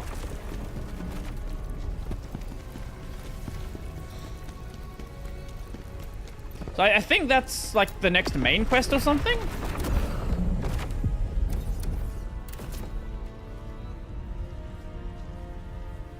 Once you clear this mission, you'll be able to craft and dismantle gear. Oh, so there's going to be another thing we can use gear on then. Yeah. So we don't have to, like, sell it just for levels. I am musically uncultured. Has Bandmade been around for a long time? I don't think I'd heard of them before this anime. I know I've heard a song by Bandmade, but the name didn't appear to me before. They've been around since 2013. Bandmade Mal. Let's see.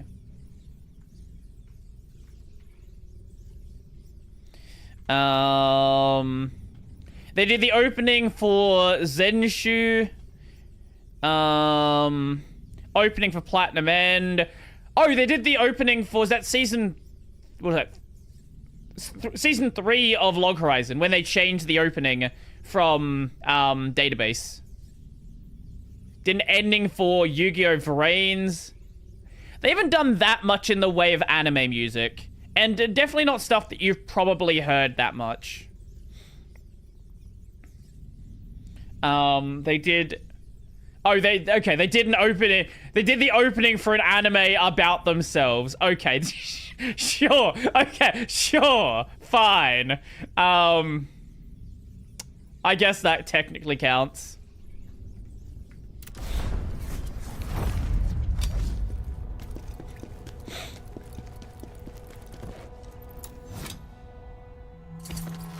But no, I hadn't really recognized Bandmade that much either, but I do really like the music you put together for this.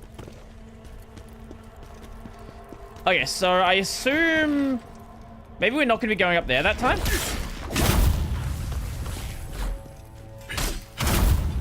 Now we are fighting Monkey. I want to know the story behind the name Brody Robertson. Why is your name Brody?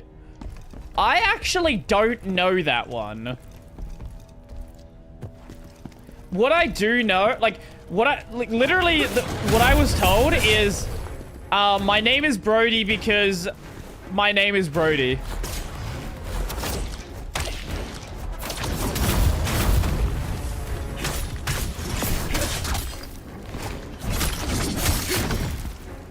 While are we talking about Log Horizon? The group that did the opening to the 3rd season.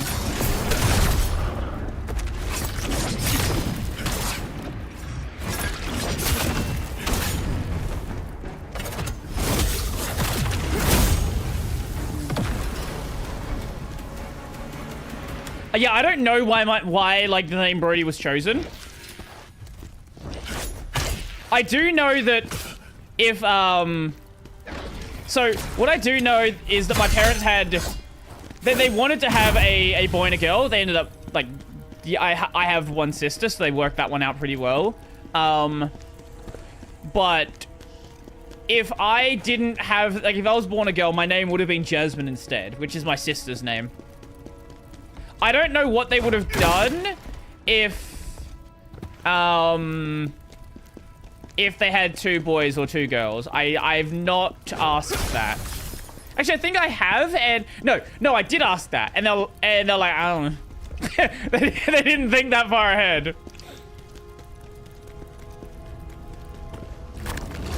Oh!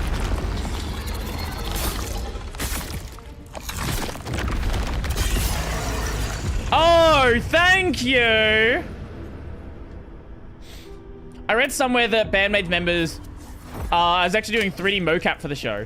That would explain why nothing is, like, pissing me off with the way they're handling the instruments.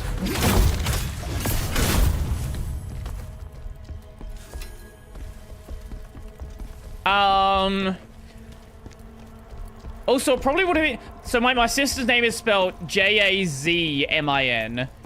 I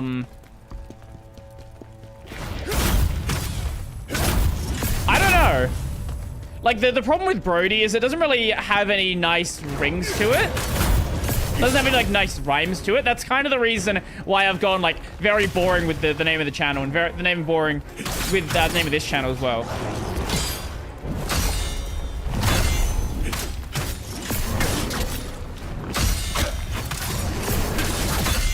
I don't know. I'm sure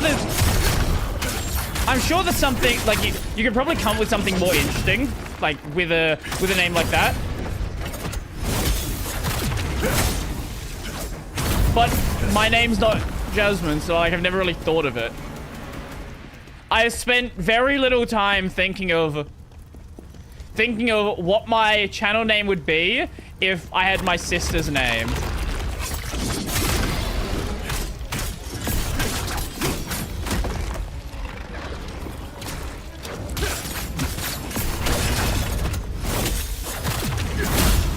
Brody sounds like crypto username or Victorian English at the same time to me, as I'm not a native English speaker. Okay. It's a pretty normal name, all things considered. Like, I knew at least one Brody growing up.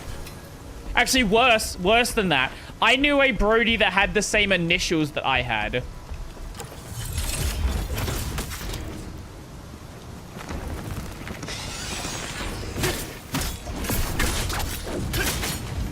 So there was 2 Brody R's in that class.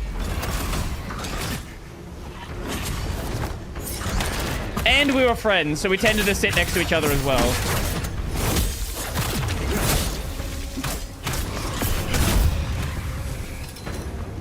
Which totally wasn't a way to fuck with the teacher. Definitely not. I accept your challenge.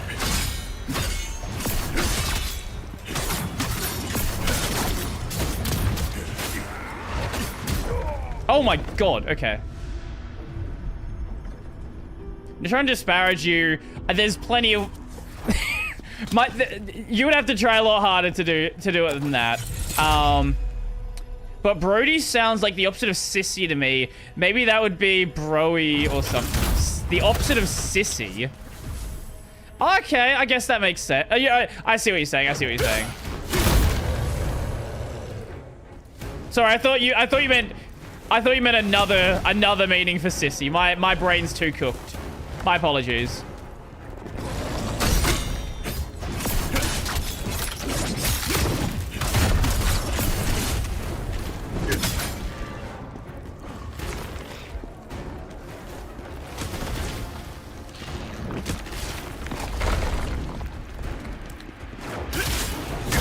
Okay.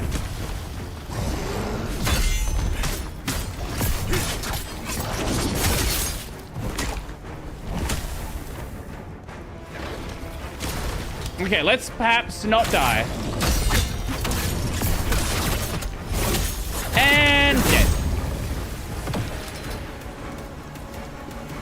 I'm Richard in my elementary class had the initial IP, which the teacher declined to use when they're signing code. Oh, that's great. That is a fucking great one.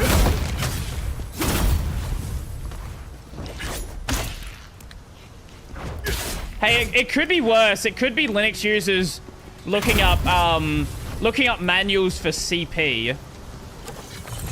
Like, welcome to the world of using Linux.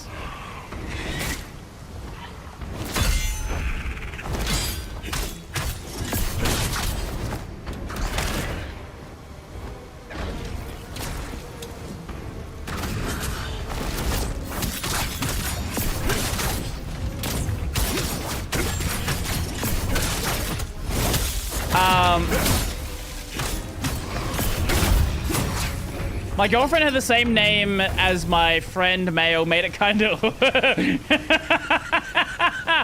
Oh no! Like, okay. Is it a name that is generally considered to be like a male name? Or is it one of those ones which is fairly like gender, what's the word? Not gender ambiguous. Gender neutral. Gender neutral, that's the word. Like in English, a name like Sam, for example. I knew a bunch of Sams that are male and a bunch of Sams that are female.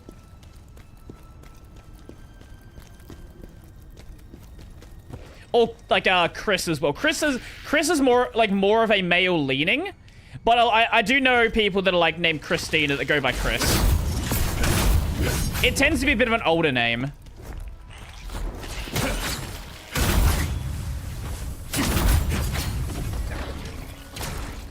Alex. Yeah, Alex is a good example as well. I would say Alex leans more male. But I definitely do know, I do know there are women named Alex. Robin? I guess so. At least, like, in my head, Robin kind of like, even though, you know, you have, you know, Batman and Robin, right? Like, maybe it's because of, maybe it's just because of fucking One Piece. But Robin in my head leans more female.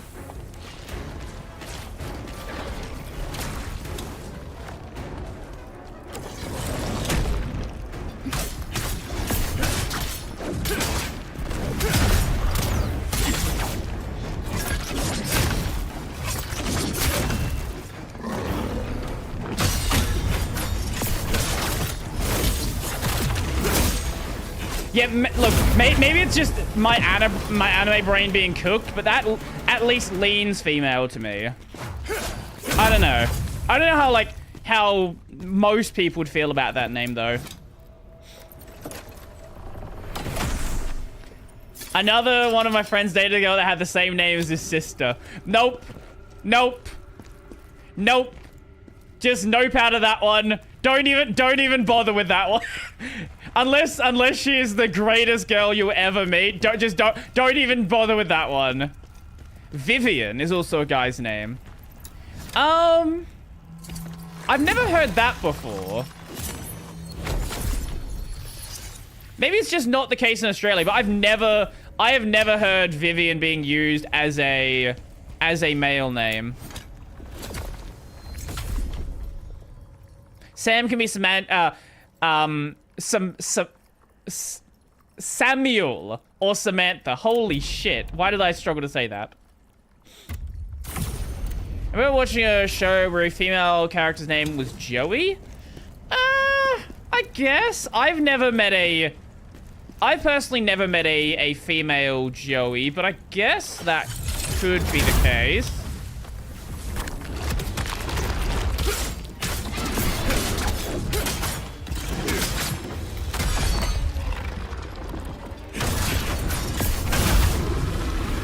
I know a guy called Vivian Balakrishnan.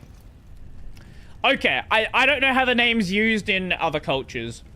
I definitely don't know any, like, native English speakers who use the name Vivian.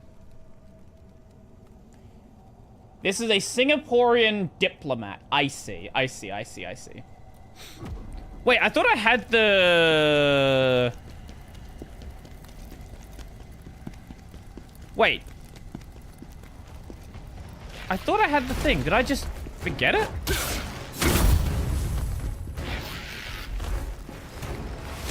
I don't want to go back through the level. But there was a jarling I'm sure I'd got. Maybe I got it.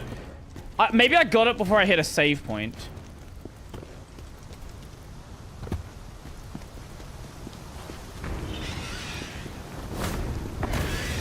I just realized I could teleport back.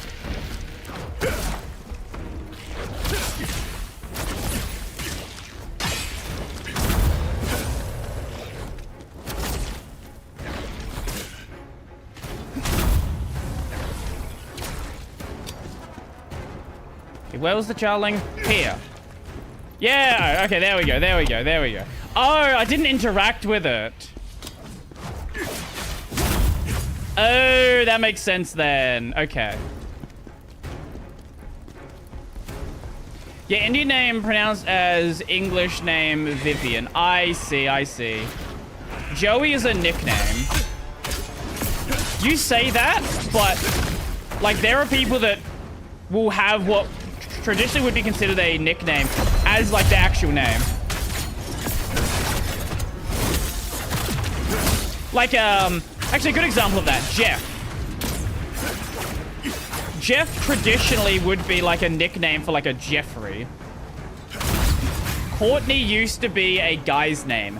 I feel like I've heard that at one point, but I've never met a male Courtney.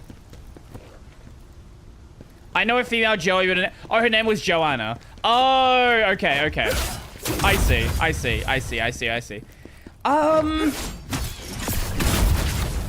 I've never met like a Joanna that goes by Joey, but I guess that makes sense.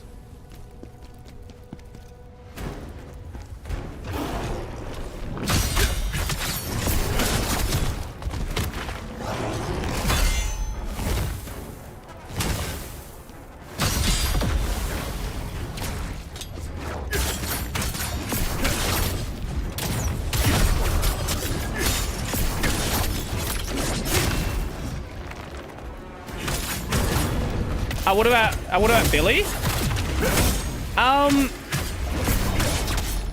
I know, well, there is a famous Billy Eilish, female Billy. I would have said Billy was more of a male name, but I feel like that one's become more gender neutral as time's gone on.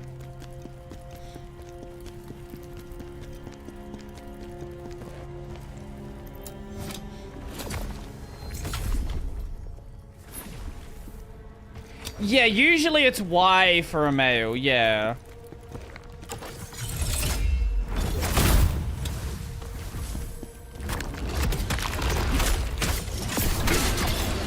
Not exclusively, but usually that's the case.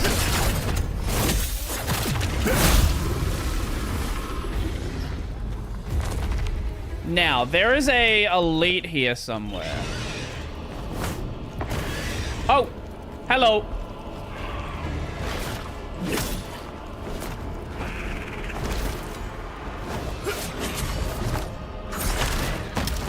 Fucked up timing.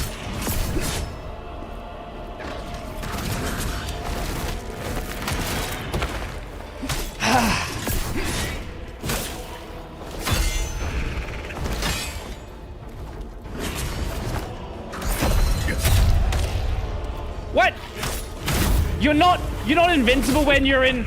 You are not invincible when you go into counter. Really? Okay. Yeah, the known celebrities or popular characters can heavily skew the gender perception of a name. Yeah, yeah.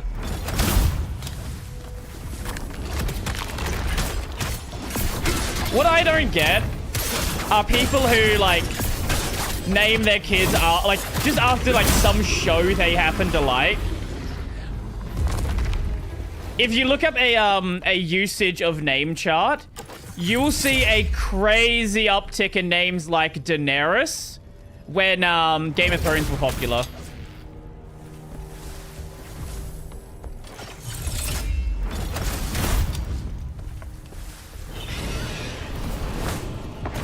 And there's a lot of names, like Elsa as well.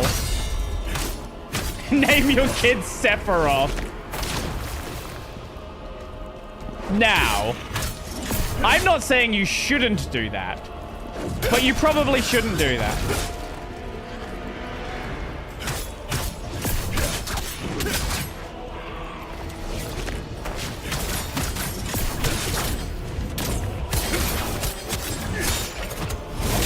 Madison gave a female name after a female character chose that name. Oh, I didn't know that. Okay.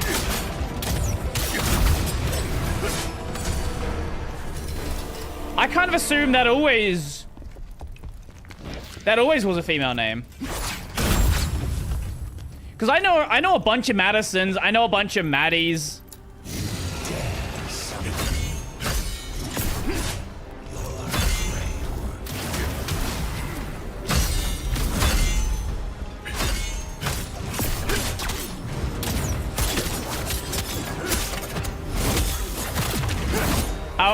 I would be impressed if a guy named his daughter Tifa or Aerith.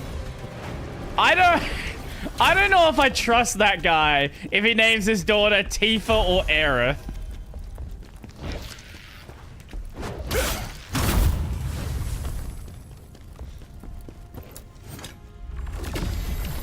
Mum, that shadow looks just A couple, like the sure. from the book Spider's Nightmare. Well, it could be the guy's idea.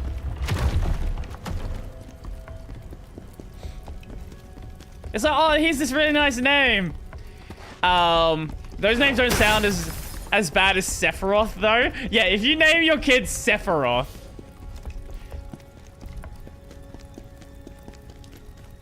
I know Max dude named his daughter Ripley. From Alien, I guess. Yeah, that would make sense.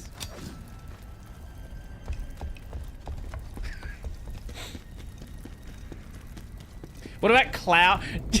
Okay, in English, using a name like Cloud is... Actually, to be fair, in Japanese, if you name your kid Kumo, that's a kind of a weird name as well.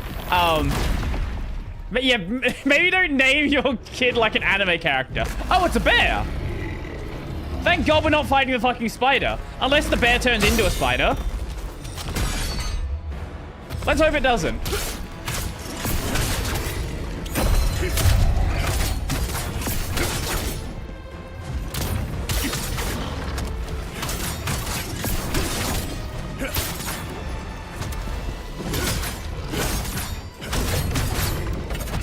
Okay. Oh, this is gonna be the boss. This is easy.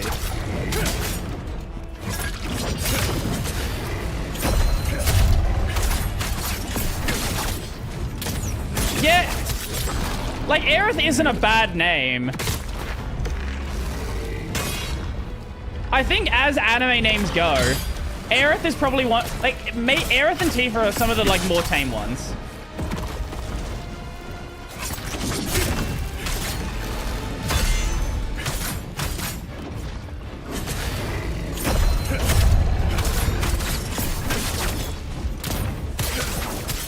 I like how even the game devs know you hate the spider so fucking much. They don't make you fight the spider again.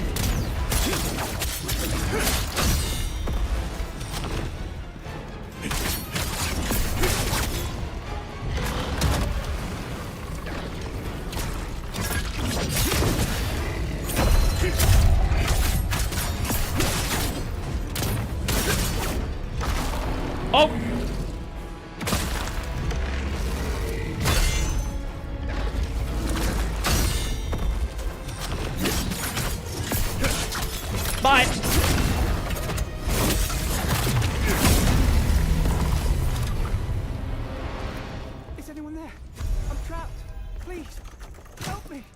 Unless there's gonna be another. Okay, no, we got the hammer, so there's not gonna be another boss here. Lovely, that was easy.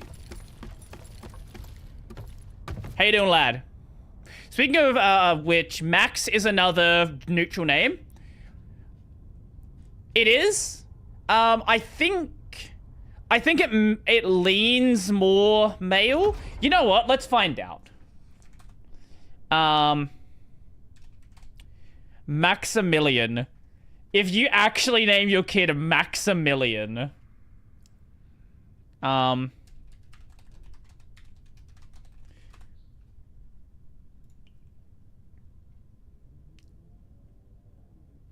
Okay, it doesn't break it down by gender. Oh, wait, here we go.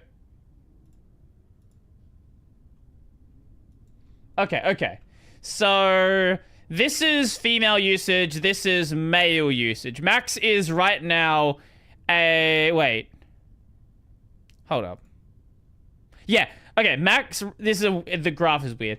Max right now is a very popular as a male name, but dropped drastically as a female name. I don't know what could have happened there.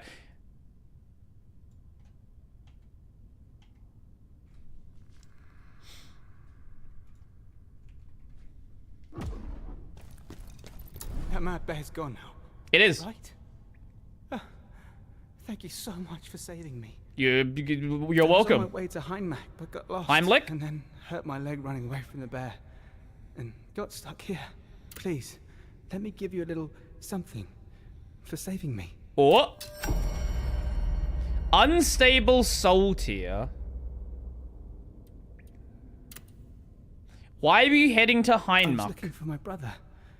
He's a scout on an expedition to the snowy mountains, but... Expedition? Expedition 33? Is your brother's name Benji? Yes. How did you know? Is he dead? I don't remember. I found this in the mountains. Ah, yeah. It seems the Yetis got to him. His necklace.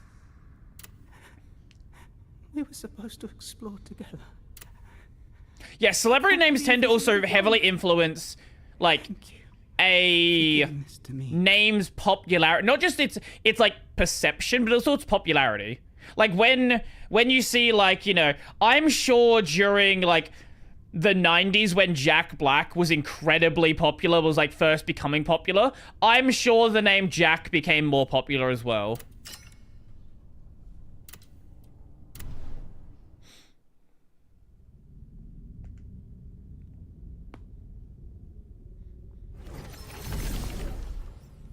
Found my hammer. I did. I expected nothing less from the great Khazan. Now I can That is make me. whatever you need. Dismantle crafts mental gear to obtain materials you can use to craft new gear. Oh, Woo! look at that. A new design.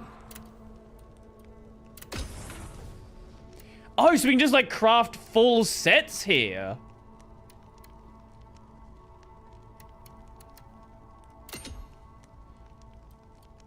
Oh, we don't have any of the materials to do it.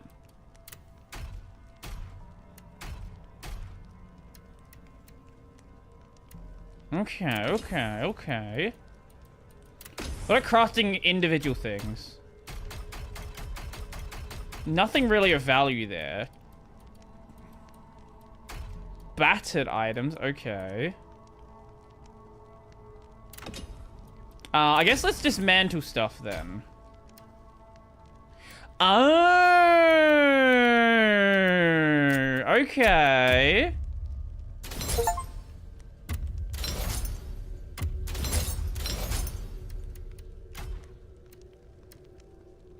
So I guess as we're going, I probably should be just keeping an eye on what we have.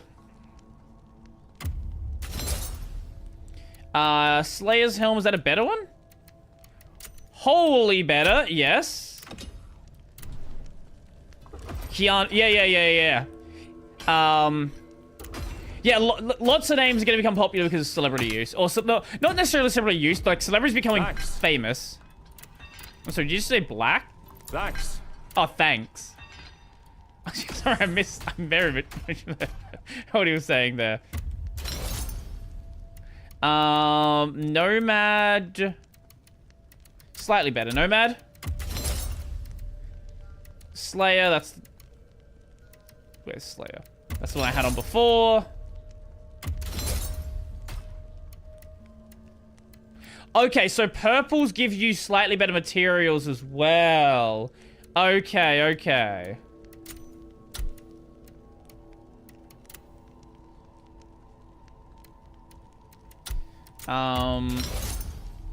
Soul Eater top. Holy, that's much better.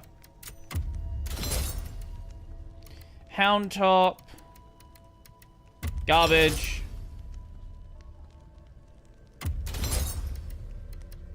Okay.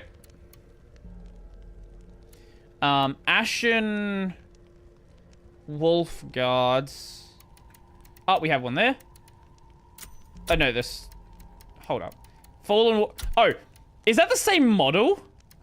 Oh, yay! Now we have gear that's sharing this... Basically the same model. Oh, that's not going to be confusing. No, definitely not. Okay, that one. Do we have another set of butcher shoes? We do. They're worse.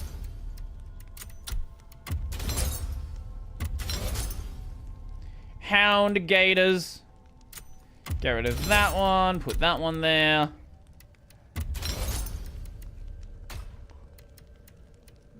Okay, and that will give us battered gems. And that'll give us treated gems. Okay, cool. Now, can we craft anything from here? No, because we still need more weapon stuff. Okay, so it's actually not going to be that expensive to craft stuff. Like, item-wise. It's just going to be a matter of actually, like, getting the equipment. Okay, okay. Then individual pieces. We don't really have anything that interesting there, except here. Some of this stuff might be useful, especially because we can craft poison cleansing stuff. That's nice to see, actually. I may... Yeah, actually, we'll stock up on those.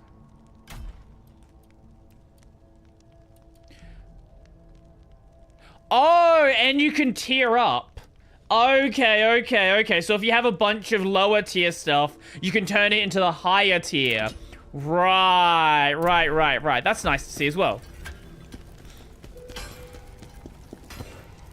Do you have anything to say? We're done with you. A giant spider. Oh, say the giant spider bullshit again. A giant spider? I don't really see anything worth crafting there, though, so I don't know if it's going to be worth it to really interact with right now. Bantu like me?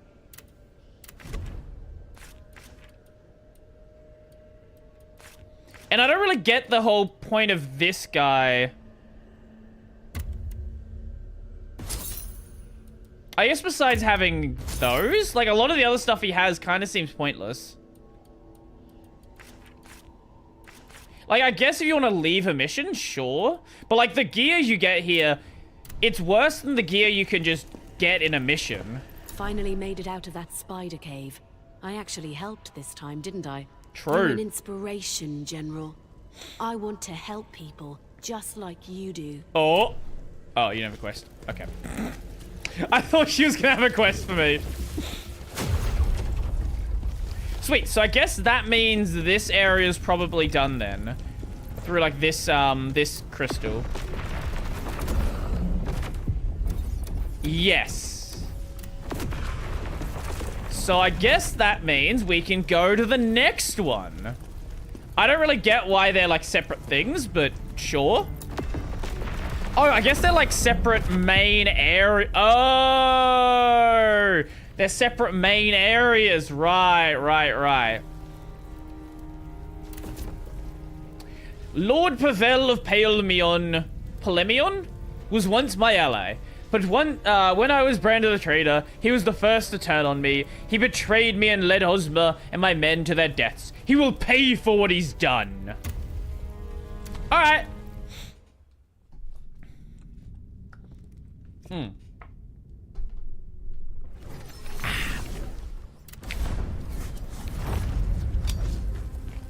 I'm not sure when we'll... what I think we're gonna do is... I think I'll get to the next hour, and then we'll swap to react, because I still want to do some today. There's a couple of things I want to check out. But I reckon that's the go.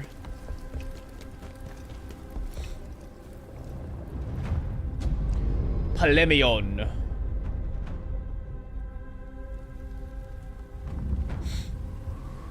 One thing I am definitely looking for is a new spear, because it seems like damage is getting a tad low with this one.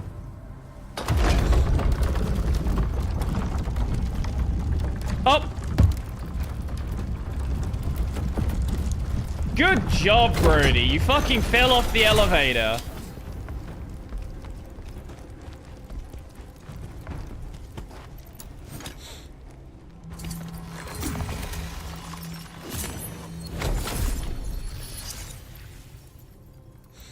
Absolute fantastic job. That sounds real elevate. That is an awful joke. Now, what does What's-Her-Face want? Seeing Polemion like this. Elamaine, that's her name. I can see why Pavel didn't make it to Frau. If I'd been stronger, maybe I could have saved more people. Nah. I'm still far from being a hero like you. I'm definitely not a hero. What makes someone a hero? There's no such thing as a hero. I don't believe that. You might not think so, General, but you are a hero. To me and many others. Well, I'm gonna go murder some people, so... enjoy. Dog! A city in flames. Bye. Death in the air. Palermo is calling for your revenge. Yes. I like revenge. Revenge is fun. Now, I assume the other way...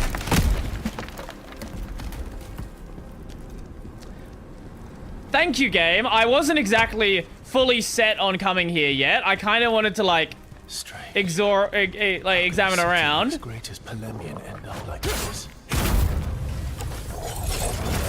Someone strong was behind this. Imagine you see this run up to you. Like, what are you even gonna do? Just like, to be like this guy. Just sit down and don't fucking do anything. Just let yourself die. You dead.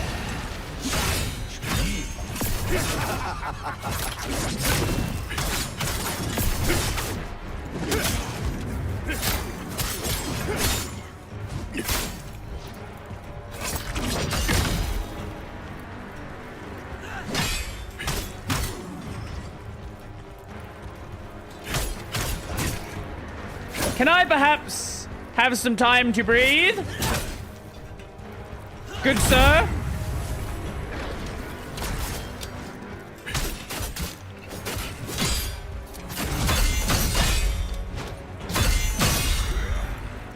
Okay, there we go. That's a lot. Yeah, perfect. And then we bonk, and then we... And now you're dead.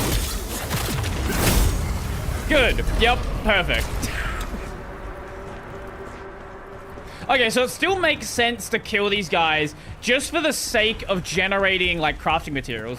Even if I don't care about what they have. At least that still has value.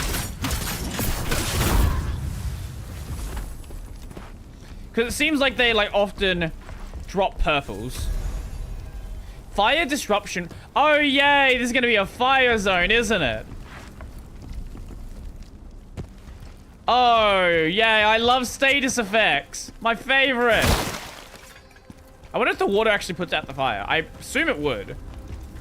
Considering we have the water on us, I'm going to take that as a yes. How much... Oh, okay. There's like a water effect. So I assume you can't get burnt during water effect mode, I guess. Right, okay. Grab that one, thank you. Okay, yeah, we're getting thrown fire items. Yeah, absolutely. Go back and eat some children. Fuck off.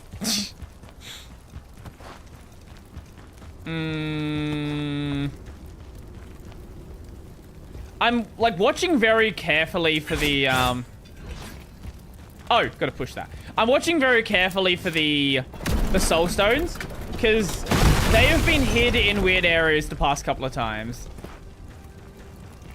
So I don't trust that they won't be here. I don't know if we gotta get through that way. Like on some fucking bullshit like up there or something. Hi. Oh.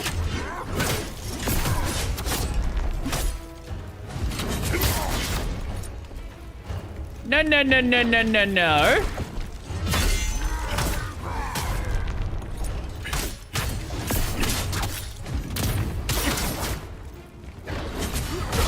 Nope. Okay. Okay.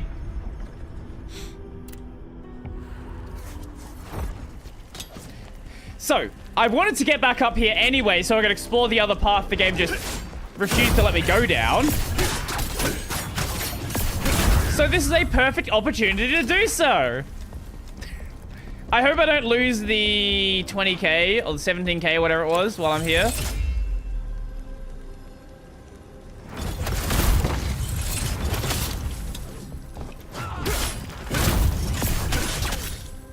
But it should be fine. It's just a little, guys.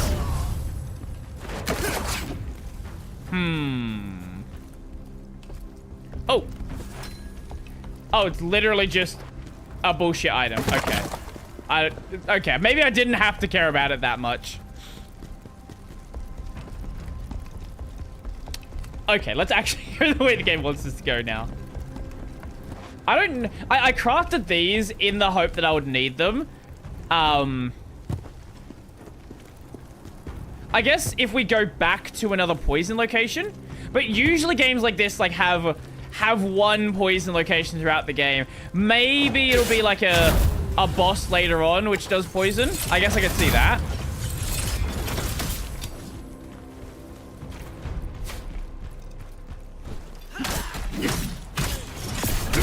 Okay. And you're dead. Hi. No. What I would like to see is I'd like to see a game that treats bows in a way where it's like, let's actually give them, you know, the actual speed of an arrow. I have never seen a game where bows actually feel dangerous, right? Where it's like, someone shoots a bow at you, it's like, oh, 5 seconds later you just get hit. It's like, oh, so threatening. You good? I'm gonna take that as a no.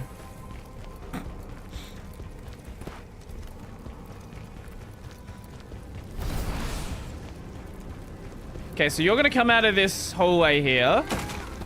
And I'm gonna take you back over here, because I don't want to deal with those guys. Hi.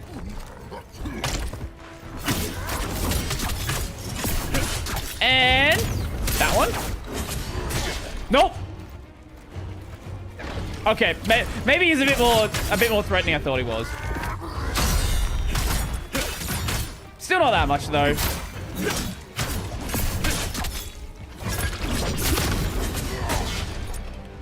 Okay, the build-up on that is actually quite quick. I don't think I've seen like a rare version of a human enemy yet. All of them have been like, oh, hey, this guy is a fucking a big orc, or this guy is a that. Like, it's never just been, he is a dude with a lot of armor. Games are weird like that. Has entire area forced you to counter specific mechanic and then never again. Yeah, exactly. Well, especially like especially Souls-like games have that. There you go. Poison is a major... Or then it was poison, and now we're in the fire area.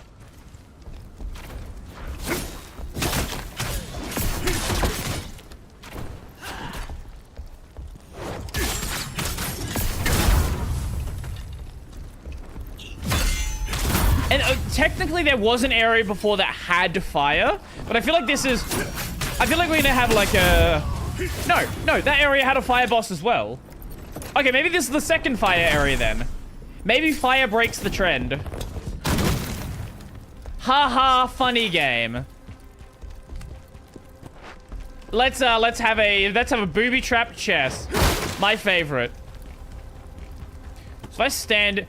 Right, so if you're warded, standing in the fire, you take no damage. Okay.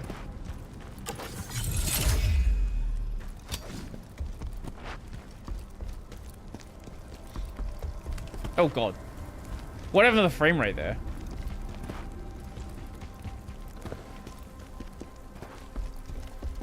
The fact that I've seen 0 crystals so far is kind of concerning. But maybe it's fine. Like, it feels like I might have missed one. Ooh. Real chest. Not a booby trap chest. JRPGs is a common occurrence at the end of the game where you end up hoarding status clearing items. Yeah, well, especially in a JRPG when you often have some sort of status clear ability by endgame. Like, most of the time you'll have some sort of white mage. So it's like, what do I even do? What do I do with all these items?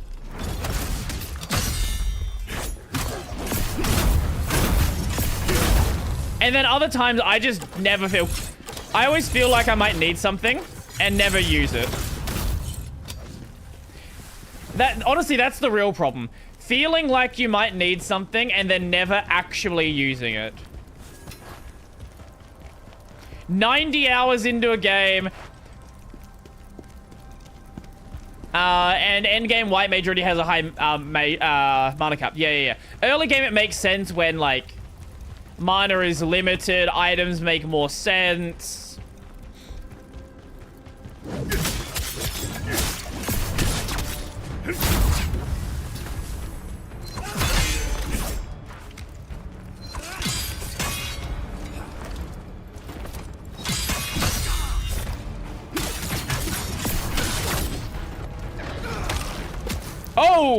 Oh, fuck. I should have just rested. Why did I not rest?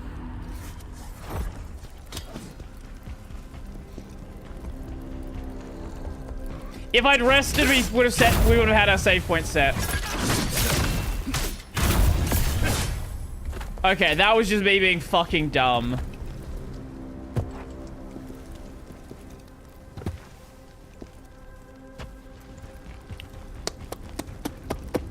What are you doing, Brody? What the fuck are you doing?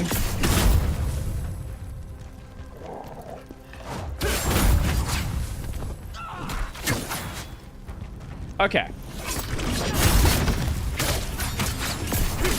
Okay, and you're dead. One thing I do like is the fast transition you have between attacking and dodging. Especially if you have the dodge strike on, like it really does. Like a lot of games, the dodge strike, it doesn't really combo into things cleanly.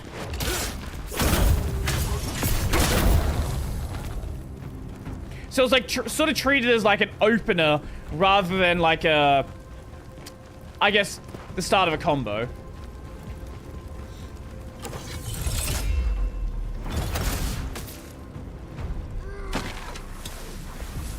Well, he's got one of them. Hi.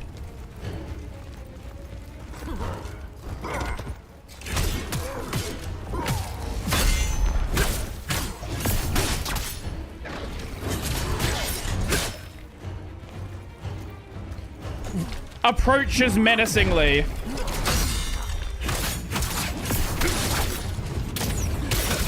Okay.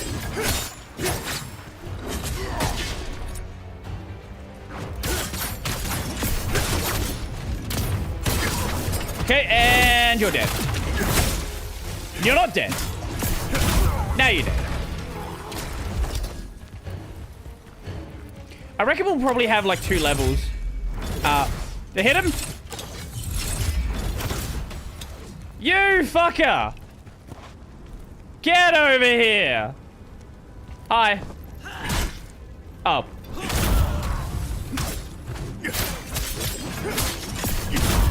Sadly, I don't think they can get burnt by the fire. Which doesn't make sense considering you can knock enemies off the edge. So they clearly can take environmental damage. I think Tina is just wholesome, doubting that she's actually going to be psycho like her bandmates. I think it's going to be like a different kind of psycho.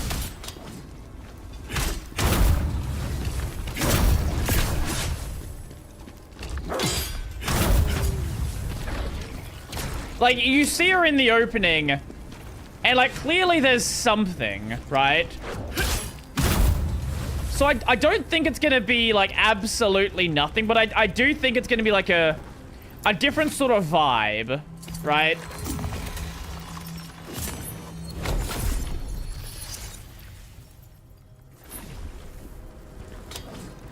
Like, instead of going like full on psycho, she becomes the person she wants to be on the keyboard.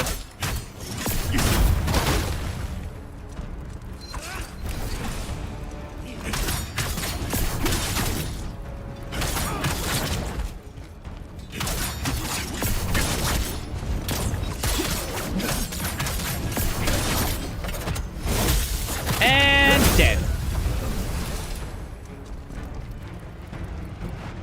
Seems like she's the one that represents the normal music protagonist route. I could see that as well. That would make sense.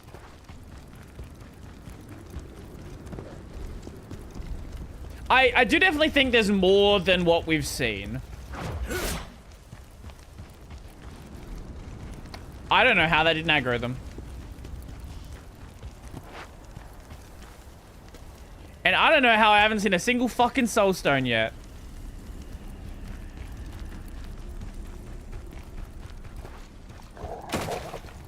Maybe it's just... my hope is they're just, like, in the second half of the area, and it's not that they're really well hidden.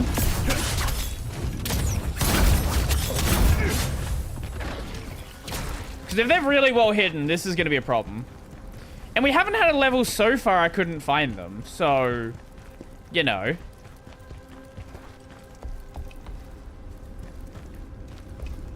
Okay, we can go up there, which I assume is going to be our way to get that item over there. Oh, no, this is how we get the item.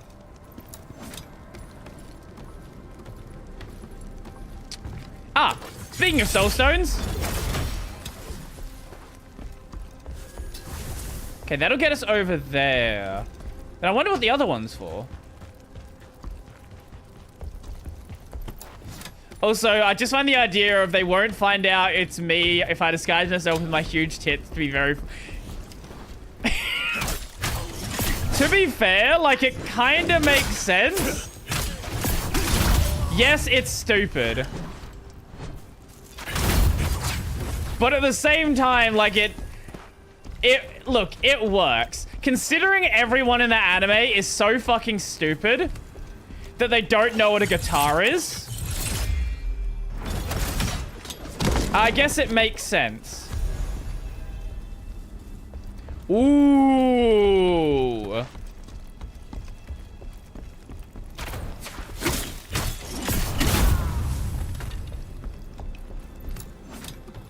It's like, oh my god, what is that instrument? I've never seen that before. Like, where do these people live that they've never seen a guitar? Like that plot point just doesn't even make any sense.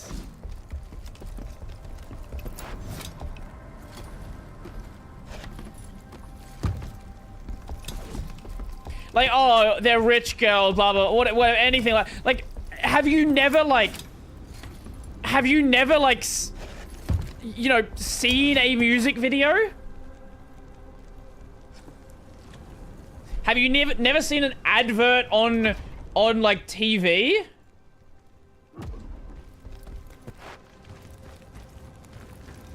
commoner instrument. They know violins, but not guitars. Right. Like, it would be one thing if they just didn't know about music.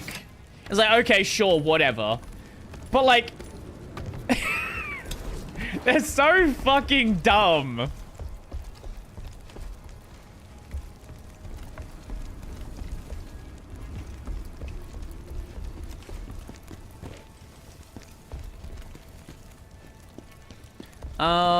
Okay.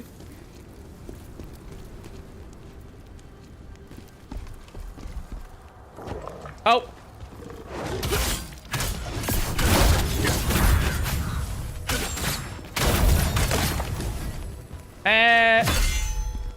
Bonk. No one in this game knows how to use a fucking mace.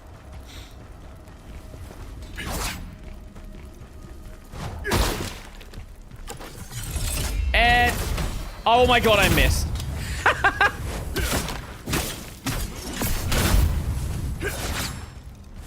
But you know what? I accept the anime is really fucking stupid. So I don't actually care that much. Like, I watch so much other stupid shit. You don't have a father. How could you be so cruel to an old man? I watch so much other stupid shit that this kind of stupid shit does not faze me at all.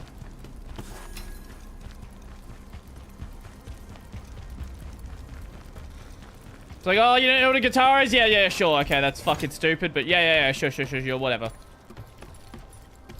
Of the stupid plot points I've seen in the anime, honestly, it's not even in the top 10.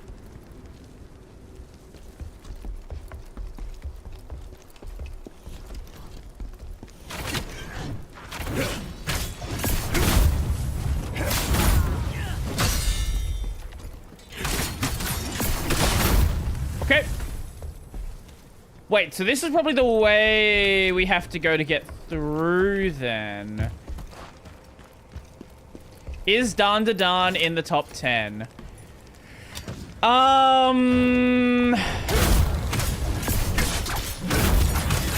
It would certainly be a contender. Alright, they know how to use a mace.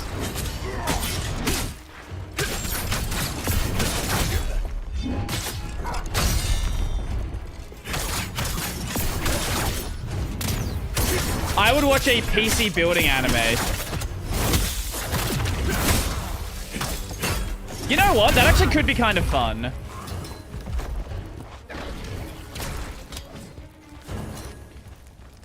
It's like about a PC building club. You know what? That actually could be I reckon that would be something somewhat interesting. Cute girls building PCs. Exactly. See, do you want to know how you make this happen?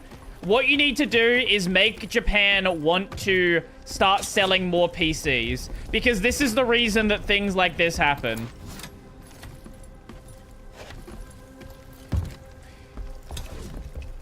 The anime constantly reminds us around the premise around balls in Dan Da Dan. Yes. Yes. Oh, elite. Who's the elite? Are you the elite?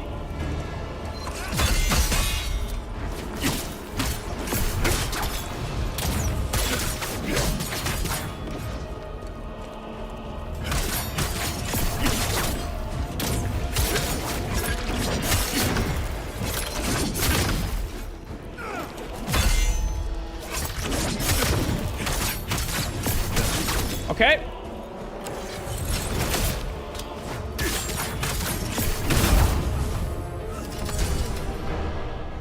That was not an elite. What do you mean that was an elite? I missed.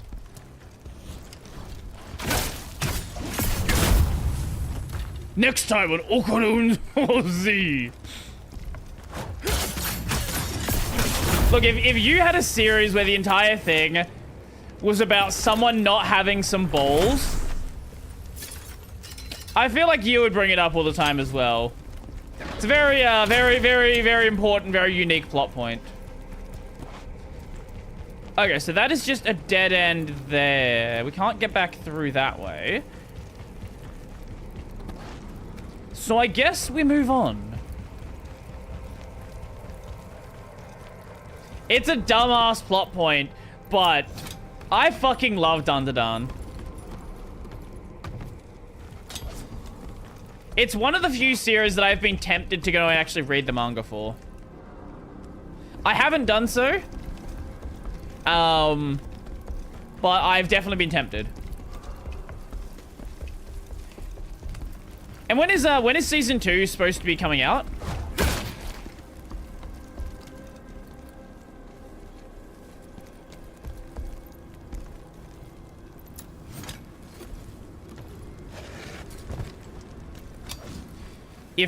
Oh, we don't have a thing. Okay, well, fucking send it.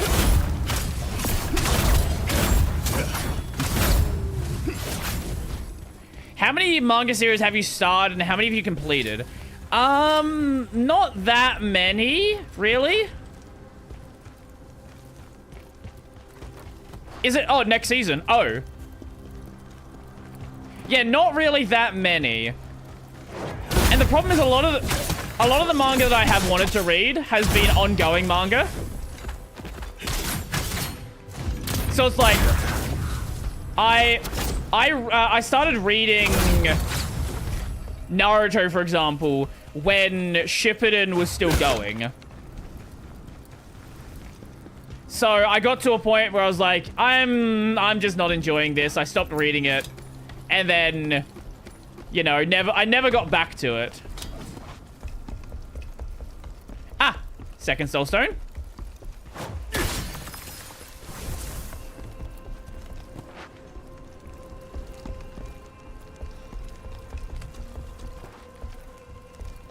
Oh, is that going to be a...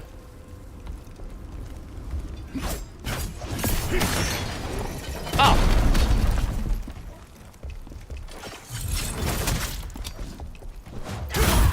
Bye. I have 10 finished manga. Like, One Piece as another example, right? Like, if you're going to start reading One Piece, it's never going to end. I guess, okay. I guess it depends on how you count it, right? I have finished, like, 6 parts of JoJo. But again, it depends on how you count it. Do you consider each part to be a separate series? Because why not kill him right away? Technically, they are treated like that. Same with, like, Baki, right?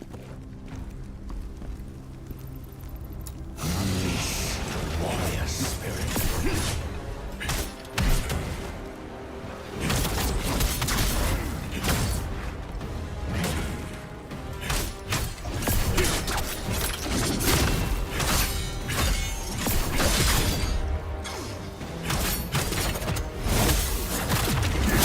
But I've never really been a big manga reader anyway.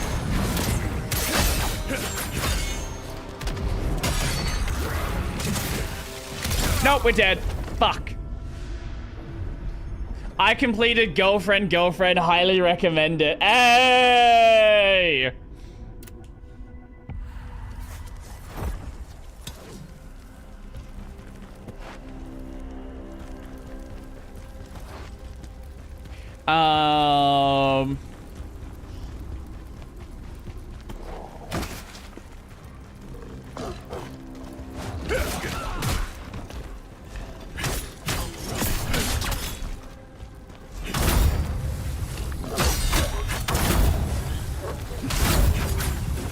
If you read JoJo, then you read JoJo, and I mean the whole JoJo. Well, JoJo's still going, so you can't exactly read the whole JoJo.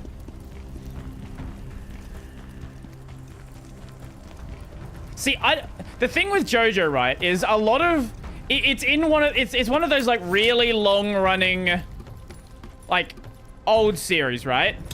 So I don't know if it's gonna get to a point where the series like doesn't stop. Like, my assumption is when JoJo ends, it's gonna be because the author dies. Like, it'll just be in the middle of a part. I don't think we're gonna get to a point where he's like, pens down, series is done.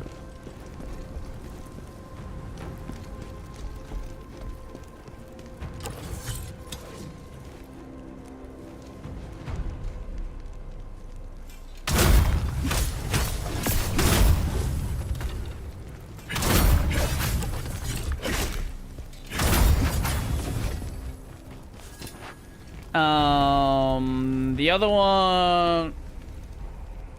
No, it was up here. MHA, Jujutsu Kaisen, AOT, Seven Deadly Sins, Blooming's You, Girls Last Tour, Purple House Feedback, and and Metamorphosis. Uh-huh.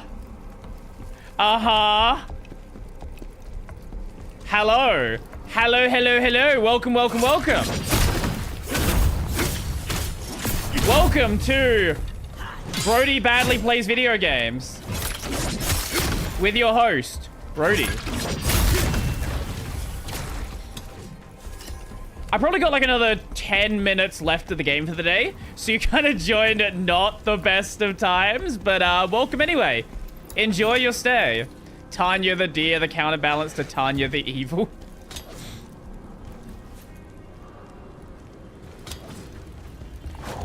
That and... Did he just walk into my swing?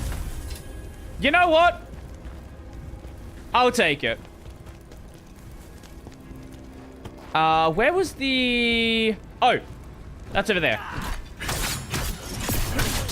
And dead.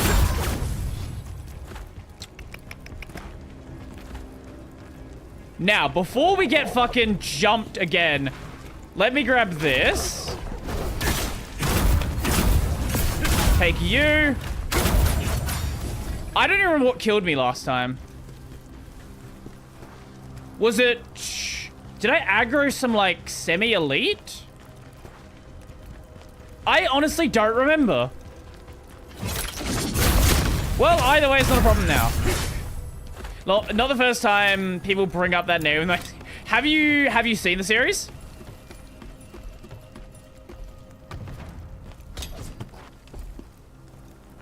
Wait, I do have two. Okay, two of them are marked, yes.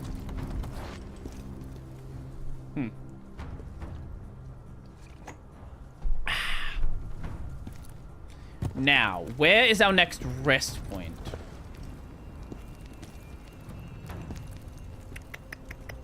think we just fall.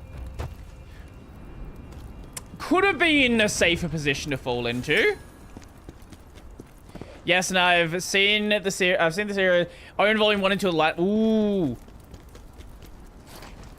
Oh, you read Gothel Boon as well. Okay, okay.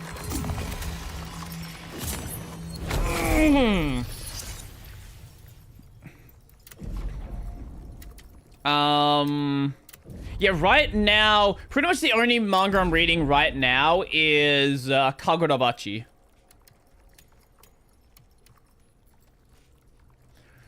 I guess I could do that. Proficiency gives us the most attack power. I kind of want to be able to wear a heavy set and still be an A.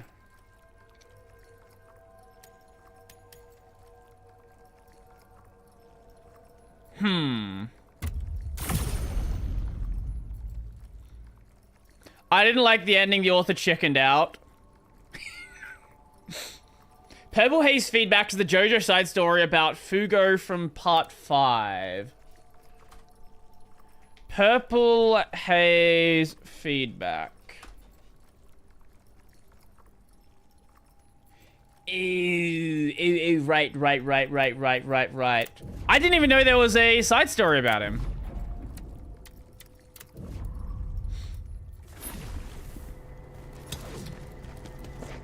I think that might be a good point to end off the game for today, because I think it'll probably be another like 10-15 minutes until we get to the next rest point. What the fuck is that thing? Yeah, that seems like the plan to me. Okay, cool.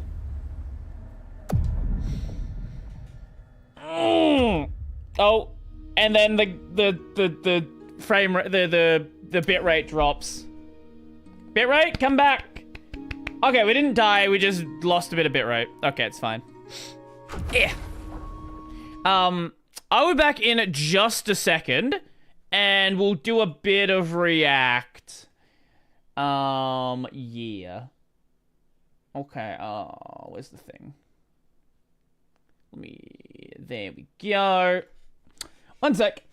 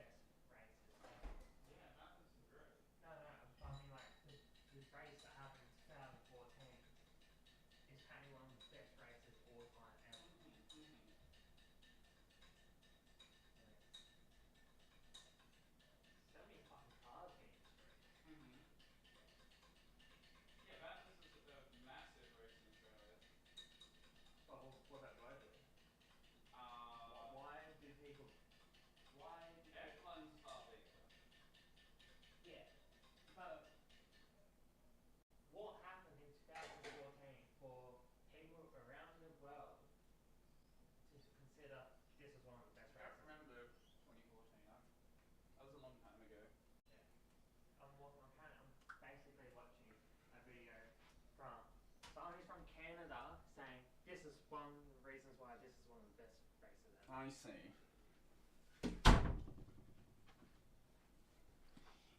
Hello.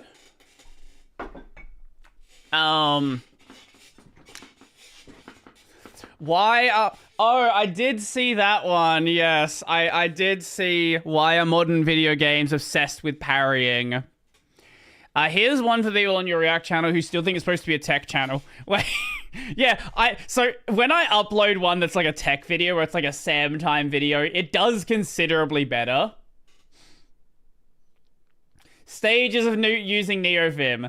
Okay, that one did show up a couple of times as well. Are you more interested in watching the Luke Smith video I was talking about, or the Captain Delusion one where he talks about the blood? I reckon I'll check out the second one, but for this pretending to be a tech channel, stages of using NeoVim by Big Box. We love Big Box. Watched a couple of his videos here. NeoVim is a text editor. Oh god, that's loud. Okay, try that again.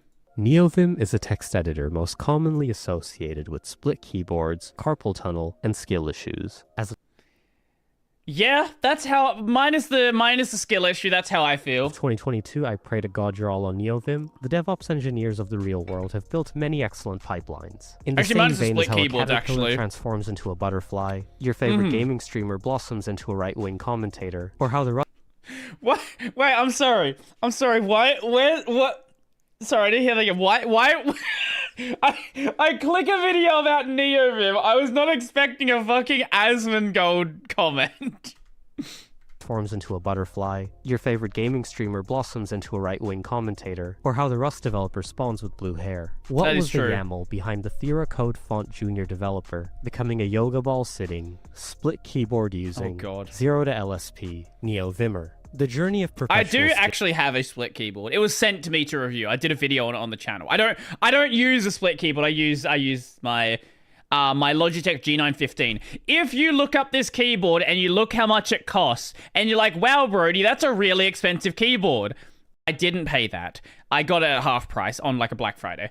I did not pay $300 Australian for a keyboard. The issue starts at awareness. You know of this thing called Vim or NeoVim. You're not too sure about the difference, and quite frankly, you don't care. You probably saw a fun Fireship video on it, the mustache man saying something about harpooning a docker, or Benawad's videos before selling out and becoming a startup founder. It's one of those useless things you kinda learned in college for a semester, and only the kid in a hoodie really understood. By the way, that kid, he works at Jump Trading now. Yeah, shoulda learned Vim. You can use Nano instead when you're working on a server. Sorry, for front-end devs, servers are these things that host code. The people paid more than you code on them. You don't have to worry about them at all. At this stage, you're the noticing Andy. You're noticing that Vim exists and some people use it, but you're still just burning a hole in your chin.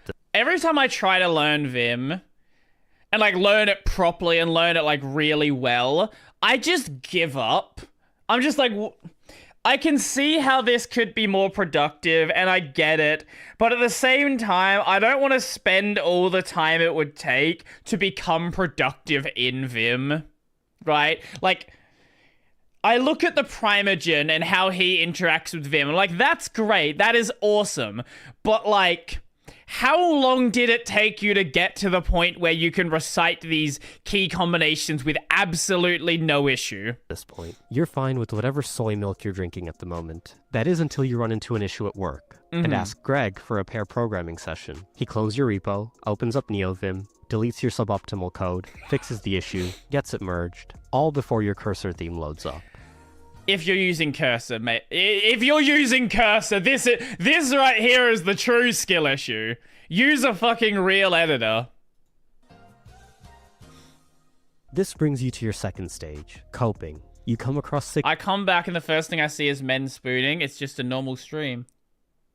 NeoVim setups. You come across the Linux user space. Oh god. You keep getting dunked on in pair programming sessions by Greg, who's been using Vi since 2008. Or put very simply, you're an Emacs user with highway exit pinkies. And hey, maybe you tried using Vim, but you had to restart your computer and ran back to IntelliJ at the slightest inconvenience. So instead of acknowledging your skill issues, you start coping, seething, lying to yourself. That's where I am. Why would I ever need to leave my comfortable JetBrains IDE? I can just use my mouse. I'm equally as efficient. I'm just as fast. This is where I am. The same nonetheless. Quick reminder, you're not. I don't get paid Studies anything. show that Vim users out-earn and outperform VS Code users on a per capita basis. Is this a real graph? I have a feeling this is not a real graph.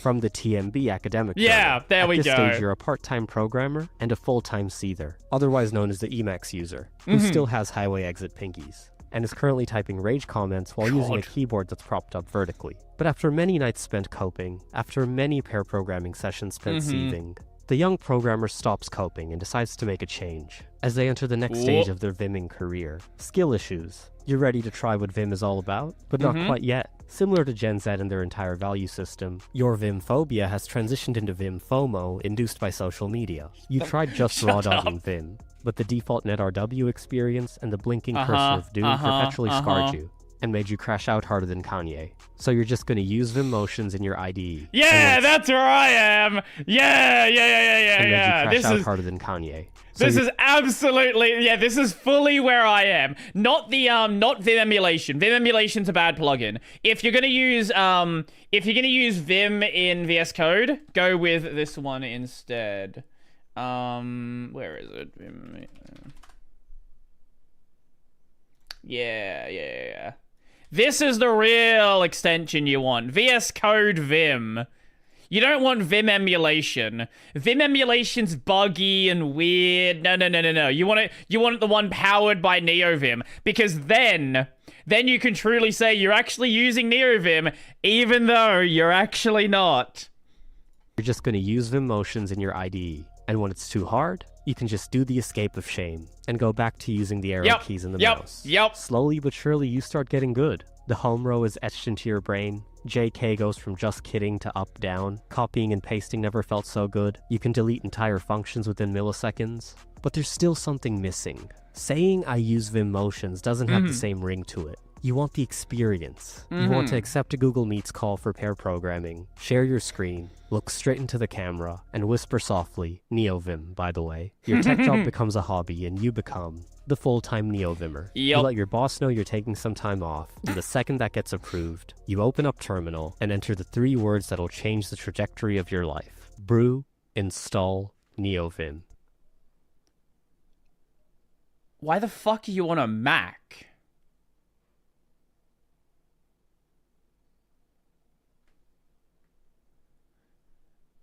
Use a fucking... use a real computer!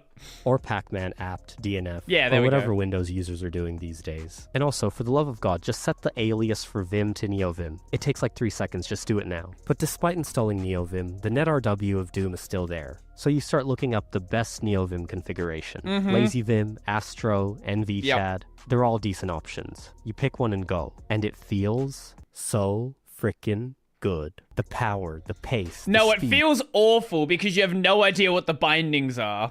all in the palm of your hands. Or the middle row of your keyboard to be more precise. Or actually in the middle row of your 2 keyboards because you're using a split. You're flicking through files. You're deleting stuff. You're writing the code. Code writes you. You're the text editor. You're being pulled into a meeting with your manager because NeoVim, by the way, on every pull request is making code reviews kind of hard. Yeah. But not like it matters. Your code doesn't need reviewing. However, as time passes, something feels off.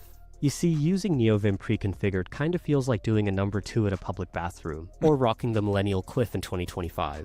It just feels wrong. It feels kind of gross. It doesn't feel like home. So you open up init.lua and get to work. It's at this stage if you ever had trouble growing facial hair, you'll spawn with an excellent 10 out of 10 mustache that would be the envy of Hulk Hogan. And your keyboard magically splits up overnight like Bangladesh and Pakistan. And the latest issue of Jujutsu...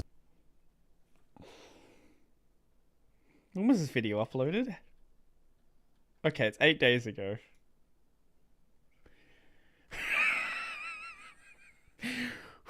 That's a timely joke!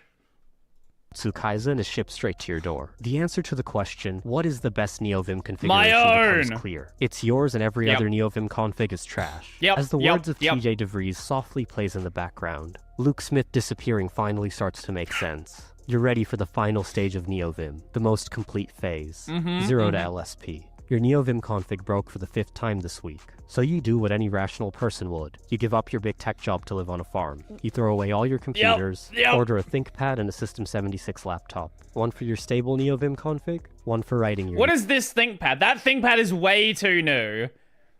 No. This is like a modern ThinkPad. What are you even doing?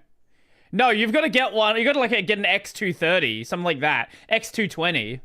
NeoVim config. And what a config it'll be. Harpoon, telescope, custom colors, tree sitter, a bespoke LSP setup that feels like wearing a well-tailored suit. Perfect. You see, while most people joke about the fact that you can't exit Vim, at this stage you realize you never needed to leave Vim. And while you're sitting on your yoga ball, typing your config with your split keyboard, and stroking your luscious mustache, your NeoVim setup breaks once again, and you realize you don't like the color scheme, and you'll need to remap all your bindings. You realize you'll fundamentally never be happy with your NeoVim configuration, and you quit to become a farmer. You see, NeoVim was a fallacy all along. It was made by big farming to generate more farmers. The word NeoVim can literally be rearranged to move in, which means get moving on the farm. Oh, brother, this guy stinks! So if you want to go ahead with the programmer to yoga ball to farmer pipeline, why not start with learning to code? By using the sponsor of today's video, boot.dev. Yes, thank you Lane and boot.dev for funding my Labubu collection. We love sponsors. You see, besides having some very cool instructors, boot.dev isn't just another boring learn-to-code platform you see online. I don't know how they haven't reached out to me. They reach out to, like, boot.dev reaches out to fucking gaming channels. How has boot.dev not reached out to me? I've never gotten an email. Guys, my email is public. Send me an email. I cannot explain in words how amazing this is. You can learn memory management in C from a core developer like, on Neo. I've seen politics... No, I've seen channels smaller than me. I've seen politics channels. I've seen gaming channels. Someone sent me an email. Excellent. Plus they tackle some really hard problems. You see, the biggest problem with learning to code is boredom, but boot.dev uses mechanics from modern game design to make learning to code fun. Gotcha! Gotcha coding! Yeah, let's go! On top of that, it's we love gambling! That gets you writing code and building projects, which in my opinion is the only way to learn. You can learn a bunch of languages and technologies on boot.dev, with in-depth courses on TypeScript, Python... There was even one... Look at that! Learn Linux! Courses on TypeScript, Python, and Go. The list only... Oh, do we DC? They probably want higher view counts, fair. Is the YouTube side fine? Twitch side DC'd.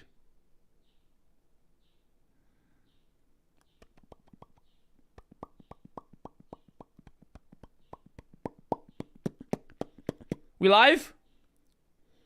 We good? Welcome back.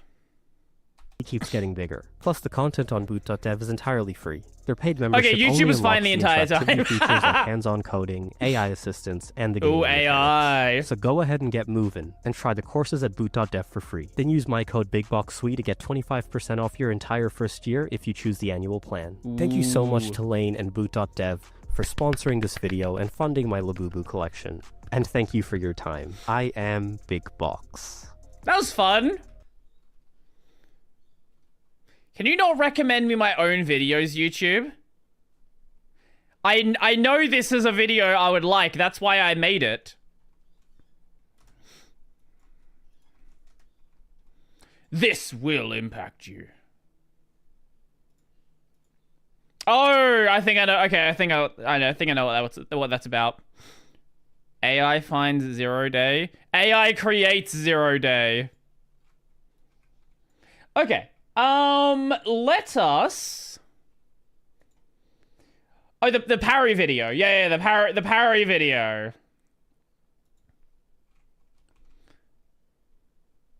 We'll get to that one in just a moment. I am lazy with NeoVim, right? Like, I have tried to properly learn NeoVim. I just need to sit, like, if I actually want to do it, I need to sit down and only use NeoVim and intentionally use motions as much as possible and get used to the way things work. Because I'm like there with, like, the basic core structure of the Vim key layout. It's just the reason why you use Vim. I've just not had it click with me, basically. So I guess go watch Prime's video then on too much work, just use edit. I keep hearing edit's actually kind of good. The new window or the new Microsoft I guess new, it's a remake of the old MS-DOS terminal editor. I keep hearing it's actually kind of good. And I'm probably going to do a video on it next week. Anyway, my favorite thing in video games. My favorite thing in video games is parrying. Oh, it's right, Second Wind. I completely forgot about who Second Wind was. As we can see from Khazan and Expedition 33. It's not really parrying in this. Okay. Yakuza's not really parrying either. But I also played through Stellar Blade. I love fucking Black Myth Wukong. Black Myth Wukong's dodging. Sekiro's great. I literally did a parry-only run in Dark Souls 1 at some point. I love parrying. Parrying's cool. Parrying's great. Let's watch the Second Wind video on parrying.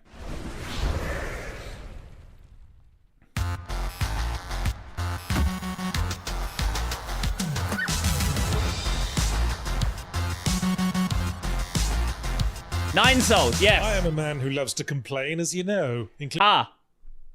We have a we have a common interest. alluding about the fact that people say I complain too much, and I wonder, not for the first time, if there's any mileage in complaining about a game mechanic or feature that there's nothing particularly wrong with, but is getting overused. No. So what? Falling back on a formula that's established to work frees How's up the audio, by the way? so you can focus on things like plot and presentation. It's like complaining that porn overuses sex scenes. But with the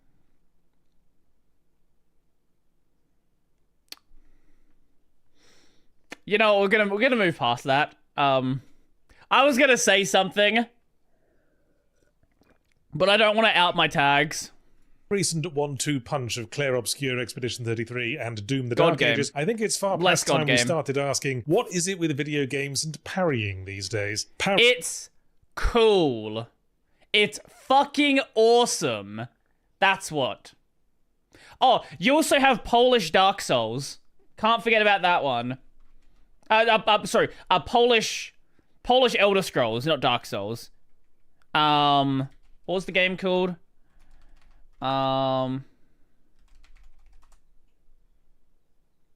Tainted Grail, that's it. Tainted Grail, The Fall of Avalon. Polish Elder Scrolls. You have parrying, you have all of the nice things that we like in video games.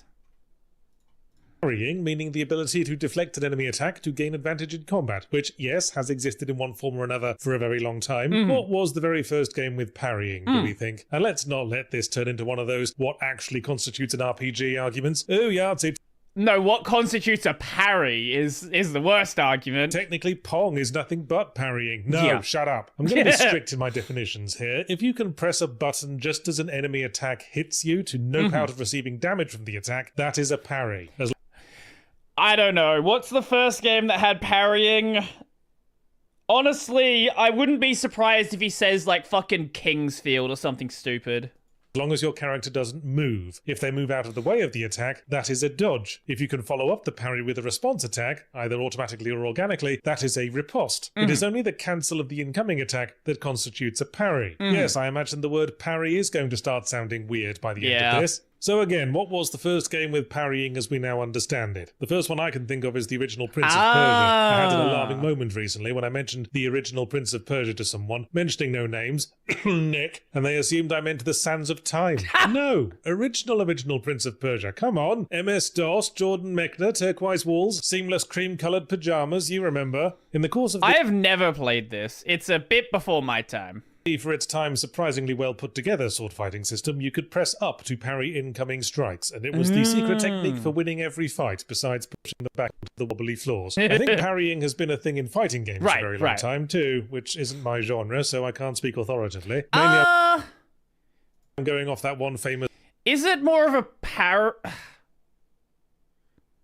I guess in some contexts it can be a parry. This pro Street Fighter video, where the one dude playing Ken parries all of Chun-Li's kicks and wins the match, and the audience completely pisses itself. Let's move on to the question of why parrying is so endemic now. I mean, I think it would be quicker... Oh, 9 souls. Does Resident Evil 4 have parrying? I've not played RE4. I wouldn't have a clue. List the games in the last few years that focused on close-range combat and didn't have a parry mechanic. It's part of the standard template. Light attack, heavy attack, dodge, block, and parry if you block at the moment of impact. Dark Souls probably did a lot to crystallize that formula. There's been no end of debate over what specific elements make up a Souls-like, but that's distracting from the fact that Dark Souls' success mainly comes down to having a really... You have a respawn. You have a potion. Souls-like. Also, you're playing with a fucking shield and katana. What the fuck is this build? Bloody good core combat system. And while parrying was only one part of it, there is a certain emphasis. Famously, the final boss of Dark Souls, Lord Gwyn, is essentially a final exam to determine if you've figured out how to parry yet. And then, of course, there's you can dodge every attack when you're fighting the final boss. I have parried every attack though. It is really cool. In my opinion, a game revolving around parrying just usually looks cooler, specifically because it means not taking damage. I think there are contexts where dodging can look really fucking cool as well. Like, Black Myth Wukong dodging looks cool, but there is something so fucking awesome. Let me just show you.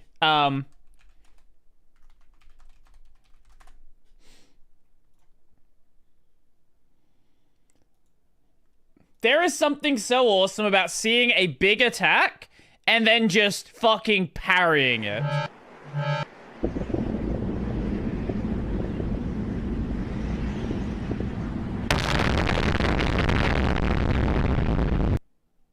Right? Like, like, you see a fucking, like, a giant explosion comes down. Like, let's say an enemy is gonna, like, here's an example, right? In Sekiro, because we got it on the screen right now, the big monkey, like, it'll do, like, a punch and a punch and a punch, right? Like, there's something so cool about blocking a giant attack, and then some massive enemy, like, flails back, or they, like, throw a giant fucking meteor at you, block it, and, like, explodes into pieces. Like, dodging's cool as well. Expedition 33, another fantastic example. Yes, there is something so cool about seeing a giant attack happen and then just stopping it.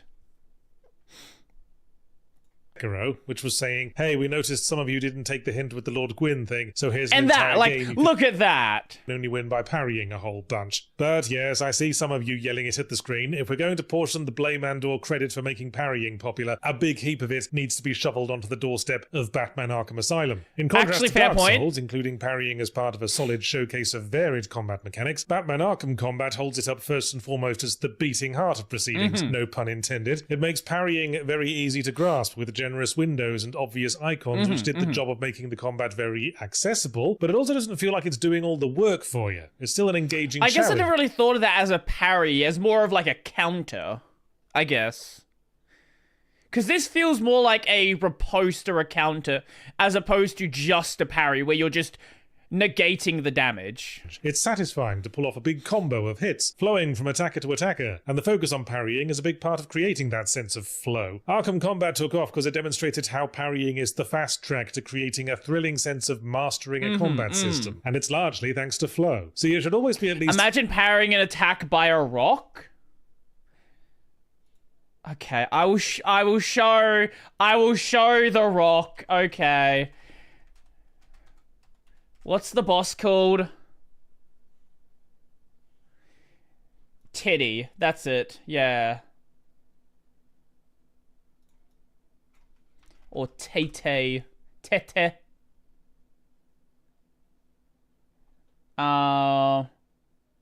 Okay. Welcome to Peak Expedition 33. Let me go to the enemy's turn. Where is it? Wait, here it is. Right. Here's your card.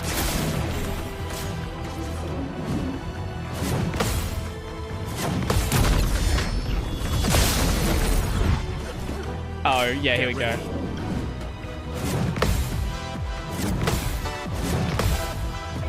Carrying a literal fucking rock.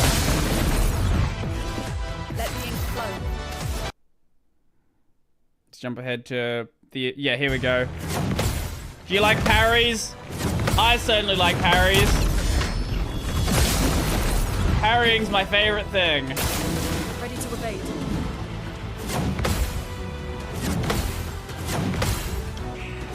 This is a real boss.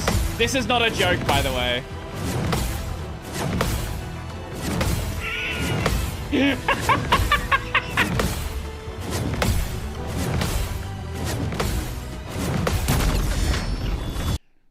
I think you have to parry it like 40 times in a row or something stupid. One of the things that makes dodging look stupid is when it's spammable. To an outside perspective, it looks like a fucking pussy panicking running away if you do it that way. 50 times. 50 times. Okay. Theoretically possible to get through combat without taking damage. Mandatory damage is one of the two buttocks of the bum-faced... I do think dodging works better in 2D. There's something about 3D dodging which always feels kind of odd. But like a game like Dead Cells, right? Like the dodging in Dead Cells feels good. I don't know what it is about the way they handle dodge. Or like dodging in... Okay, Hades is kind of a clusterfuck. But Dead Cells is definitely a good example. god of asshole game design. The other buttock I leave as an exercise for the viewers. But without parrying, avoiding all damage comes down to dodging, or just not being in the way of the attacks. And the thing about dodging is that it's an interruption, a mini disengagement, so you can rally when the enemy next exposes themselves. The advantage of the parry is that it allows damage avoidance while staying in the flow of the fight. Not to mention the fact that a parry and riposte is very gratifying from a contextual perspective. Someone tried to hurt you, but you turned it around and hurt them instead. It's instant karma. So, that summarizes why parrying became popular, and why it's a good thing to have in a combat system. To bring things back to the start, is there any reason to object to its presence other than the fact that it's overused? Well, one commenter on my Claire Obscure review had one, which ended up sparking this whole video, if I'm honest. They stated that they hated that the combat in Claire Obscure basically necessitates parrying and dodging to win, because they were someone who enjoyed turn-based combat, and were... It's called a evolution of the genre. Not every turn... See, this is the same thing, right? Not every turn-based game has to be the exact same fucking game. Like, you can say that every, like, parrying feels the same in every game. Sure. Like, it's overused. But, like, there are so many amazing pure turn-based games.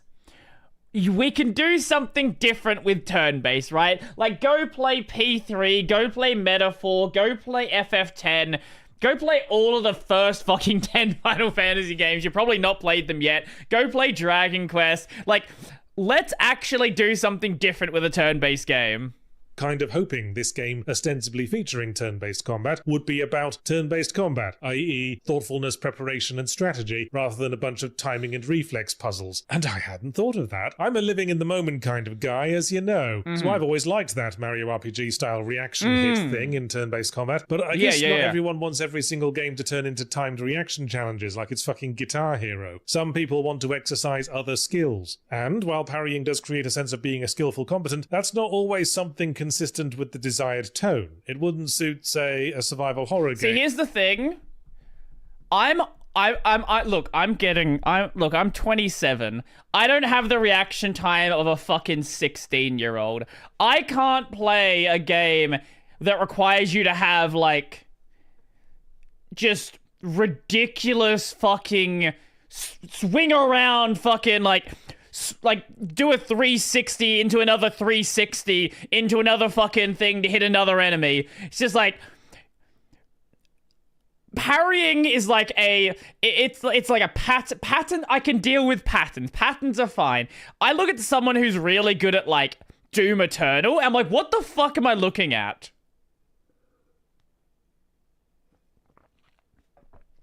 Elevate score has a mechanic where if you press the gamepad trigger during the attack animation, he does bonus damage because he pulls the trigger while slashing an enemy. But that is like, but that's like entirely optional, yes. I've not played 8 yet. Where you're ostensibly a clueless everyman trapped by horror. Just look at Silent Hill Homecoming, where they felt the need to open quotes improve the combat, so you had your traumatized everyman protagonist fucking dodge rolling all over the place and doing little spinny flourishes with his knife attacks, and it all came across a bit silly. Digressing a moment, did they add a parry mechanic to the Silent Hill 2 remake? It says something for the ubiquity of parrying and the impact that game had on me that I'm genuinely not certain. Secondly, the problem with parries I've often observed in the less tightly designed combat systems is that it makes the game completely reactive. I've been replaying Assassin's Creed Black Flag on and off lately, and much like many games of its era that cribbed off Arkham counter-based combat, all you have to do in that game is wait for the enemy to attack, counter, then win. It really does just reduce things to Guitar Hero. I'd say Arkham itself avoided that with the combo system. If you stop to wait for incoming attacks, your combo resets, and you go back to doing shit damage. But as is so often the case, the imitators rip off the more visible element without understanding all the lesser ingredients that make it work. Well, I started the stream late, but we're finishing it at a normal time. Assassin's Creed counter is basically one hit kill. Yeah, contextually it makes sense, but most games aren't like that. Like a game like actually, to be fair, no, actually in Dark Souls a lot of the parries are one hit kills as well. It's not really until like mid game that stops being the case. As in many fighting games and the Silent Hill example, please don't use this as an example for anything. This is not a good video game. Combat style is part of a character's visual personality, and it can create a tonal clash if it differs from how the narrative presents them. I'm thinking of Kay from Star Wars Outlaws, presented by the story as a helpless schmoll bean tossed by the vagaries of fate, but can somehow effortlessly one-shot Imperial soldiers in combat. So when everyone's got a parry, everyone's got the same personality. Parry person, the instant karma avenger. Maybe you'd rather characterize your hero as more proactive, someone who'd rather wade in and throw the first punch, maintain control of the battlefield. There's another way such a person might be able to avoid damage: stun locking. See an attack coming, focus damage on that attacker to knock them off balance. Something more like the fight-stroke knights in tight spaces approach, where your main focus is keeping every potential threat under control for at least the present moment. Just a thought. Just a little brainstorming session to help get you parrying-obsessed game designers back into innovation mode. Long story short, there's nothing particularly wrong with parrying, just as there's nothing particularly wrong with Cadbury's cream eggs. But I'd still object if you replaced every single item in my cutlery drawer with one. Well, eventually, a few hours later, when I'm looking for a fork to get the bits of foil out of my beard.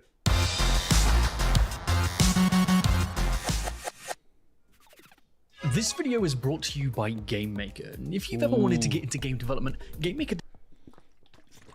Well, that was it's the entire last 2 minutes. Just okay, no, it's just that. That's this fine. really crazy thing where it's free. Wow, I like free things. Pay when you want to release your game to the world commercially. It's fast, it's user-friendly, Game and with cards. Yeah, it did look pretty cool. Plus a dedicated community to help answer even my questions. Unity code. How make man jump? Game Maker I know is that a 2D feeling. game engine that's helped bring some of yours and my favorite recent experiences to life. The like fuck UFO is that thing? 50, Chicory, Anton Blast, and of course, Yahtzee Zone. My Starstruck favorite Vagabond. games. Ooh, we're talking about Game Maker. I love that program, it's so easy to use. As well as Starstruck Vagabond, I also used it to make all 12 projects in my 12 games in 12 months Dev Diary Challenge. And I couldn't believe how much sex I got out of that. Doesn't Game Maker use Flash, or did it used to? I've never heard of it until just now. None. I got none at all, which I couldn't believe. So what are you waiting for? Head on over to the Game Maker link in the description and start cracking away today, because we want to play your game. Games. Yeah, looking through this list, I'm seeing one of you made armpit. Oh, wait, okay, there is a game I do know here. Oh, and Hyperlight Drifter was made in it. Ah, okay. Seeing one of you made armpit fart tycoon, and I've got that sounds about right. Questions for you.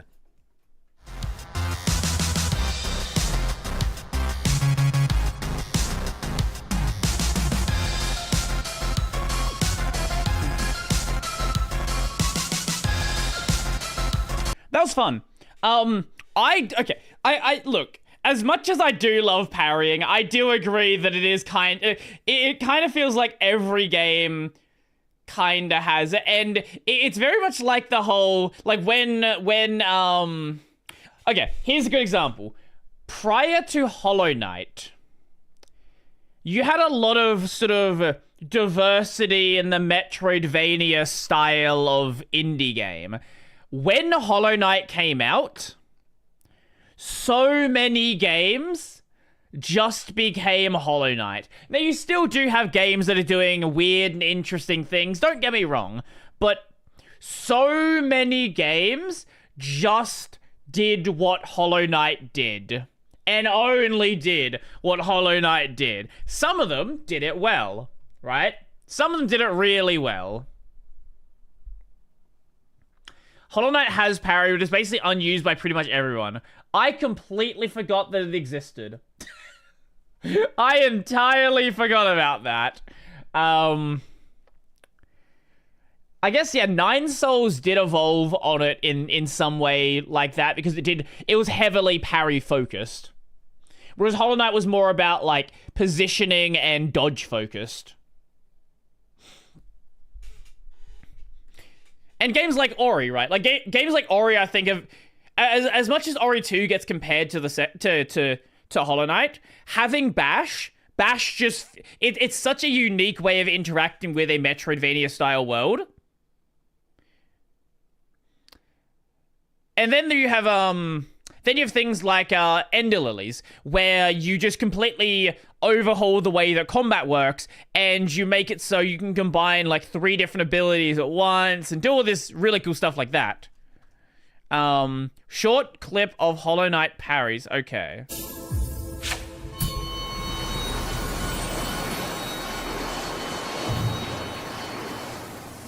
Man, I miss this game.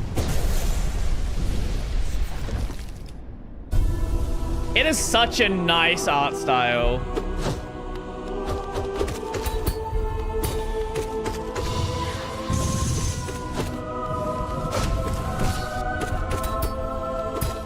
Oh, man.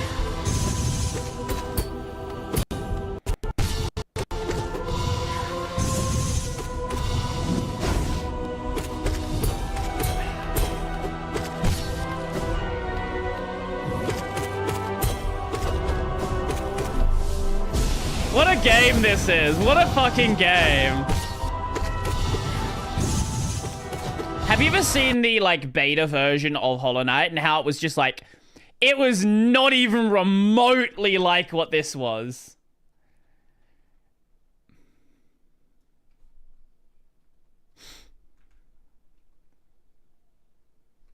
I may have seen it, I just don't remember. Hollow Knight beta.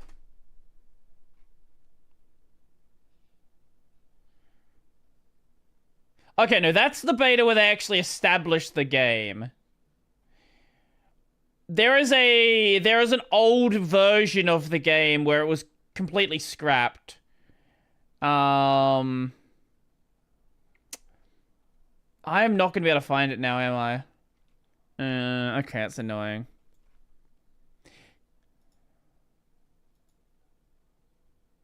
Yes, yes, yes, yes, that's it.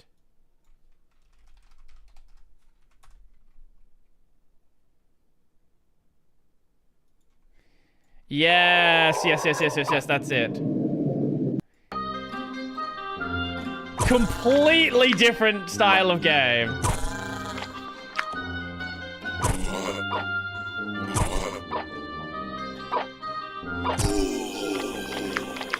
Like, they still had the art, like, the art style's the only thing they kinda were getting there. Like, yeah, the main character's been redesigned a couple of times, but, like, he's mostly there.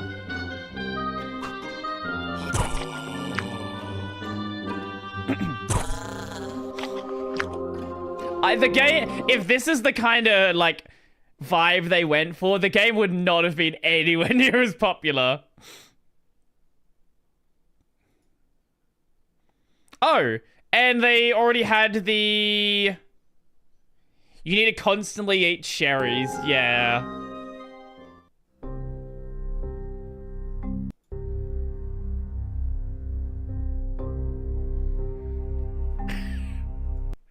This is such a, this is, just remember, like, every single game dev who make, like, some amazing game, there is a version of the game that looks like this. There is some early version which is just not even remotely close to done. Wait, on that note, hold up. I don't think I've watched it on the stream. It's like a minute long. I sent it to Ren a while back. Where is it?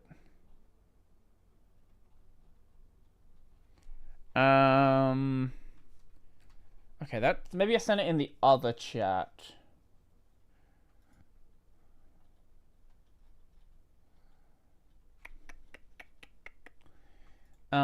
Has link. Where is it, Brody? Where did it go? Where is it?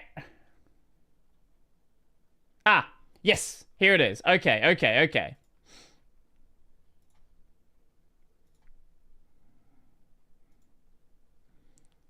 Okay, so this is, so with Expedition 33, a few years back, they were looking for a voice actor on Reddit.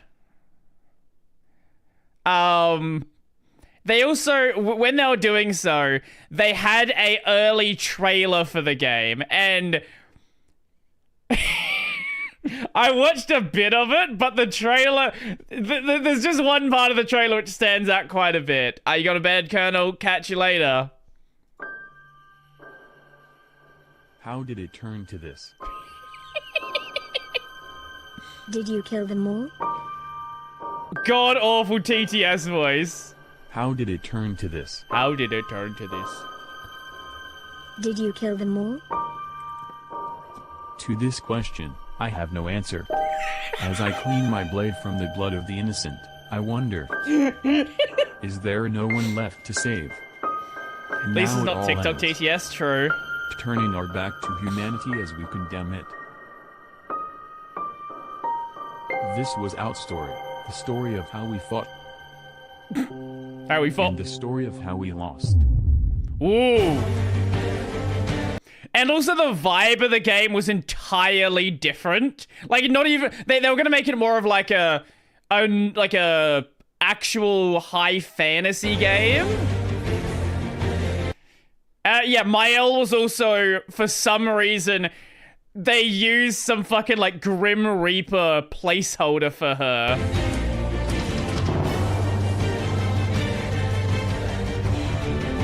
So every game, every amazing game you see, every game you're like, wow, this is game of the year. At some point, it looked like this. Tell me how this all happened. You cannot understand, not when you abandoned us.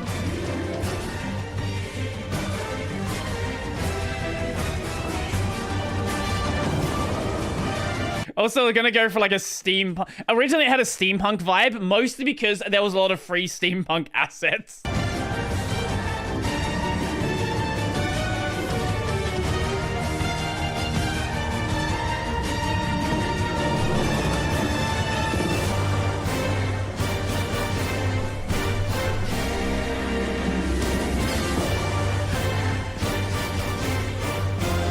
I think this is the only place that looks like it could belong in the final game. And I feel like this may be like adapted into one of the final areas.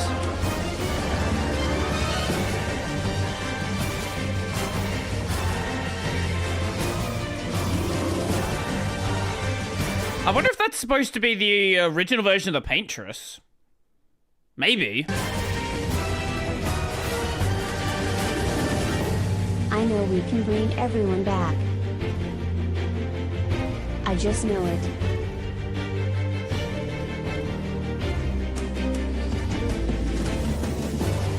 UE5 lighting right there.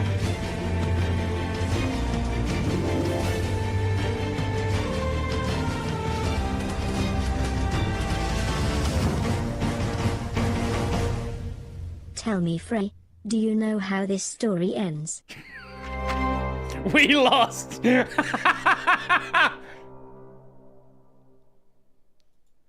Oh.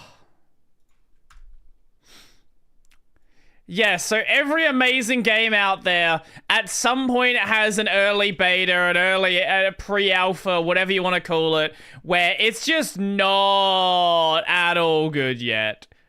But there's some of the foundations there. I think they're also going to make it a... full-on turn-based game as well. Ooh, wait, what the fuck? Okay. Okay, this would have been a really cool area. Hey, maybe they'll see it, Yeah, I was gonna say, maybe we're gonna see it used in Silksong. Let's check out one more thing, and then that'll be the end of the stream. What are we gonna look at? How long is the CD blur?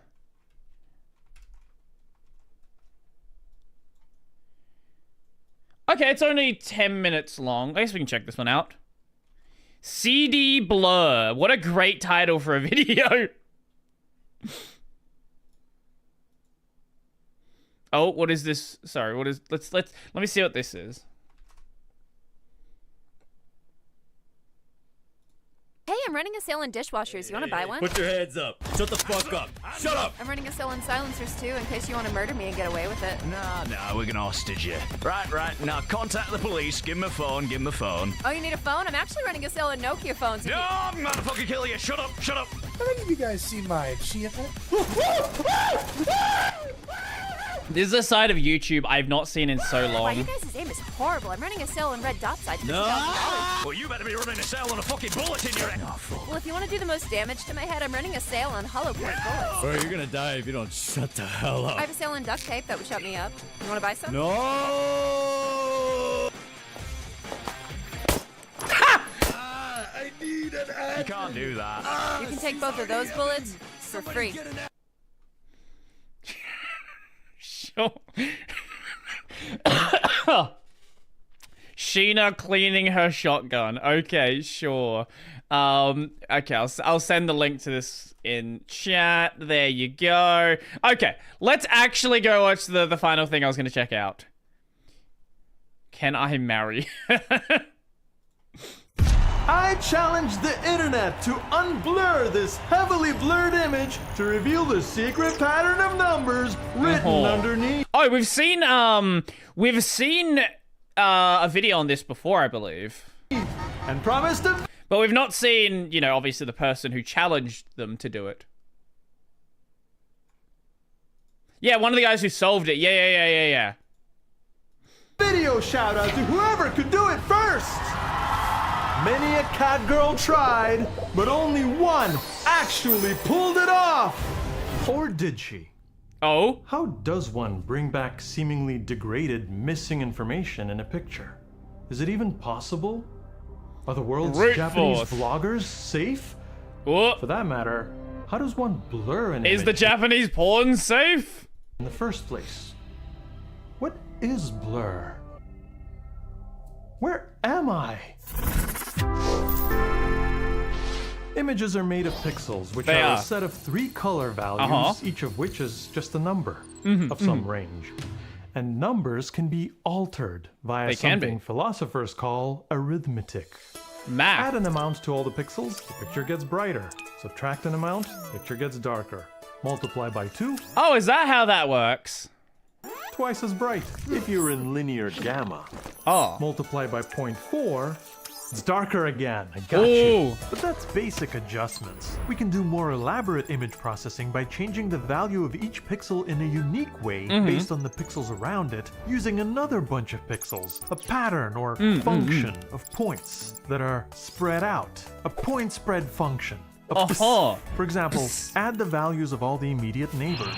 Wait, first divide all of them by 9, because there's 9 of them, and then add them. Okay, it didn't do much, but if we march the point spread function box across every pixel in the image and do that, we get box blur. Oh! The crappiest kind of blur, but it's a start. We can use different distributions in this. I had no idea how box blur worked. Okay, I've learned something already. Let's just call it kernel of values, as long as they add up to 1. If we arrange it in an unpopped pimple pattern, we get a much nicer, smoother kind of blur. Gaussian blur. By the way, you don't have to think of it as marching the kernel across. It's also kind of like putting kernels over all the pixels, multiplying each one by the pixel, then adding them all together. And this process is not just for blurs, it works for all sorts of image filters. You can sharpen, find edges, and just imagine the trippy possibilities when the function in the kernel varies. We're studying linear algebra today, I guess so. Whoa. When we mush the image with the kernel this way, in terms of numbers, what's happening is called convolution. But I'll let the math people explain. It is convoluted, true. All I know is it's a tedious, computationally expensive process. If the image is big, and especially if the kernel is big, and the kernel is allowed to be as big or bigger than the image, it takes frickin' forever to convolve. Humans only live like 700,000 hours. There are tricks we can do to speed it.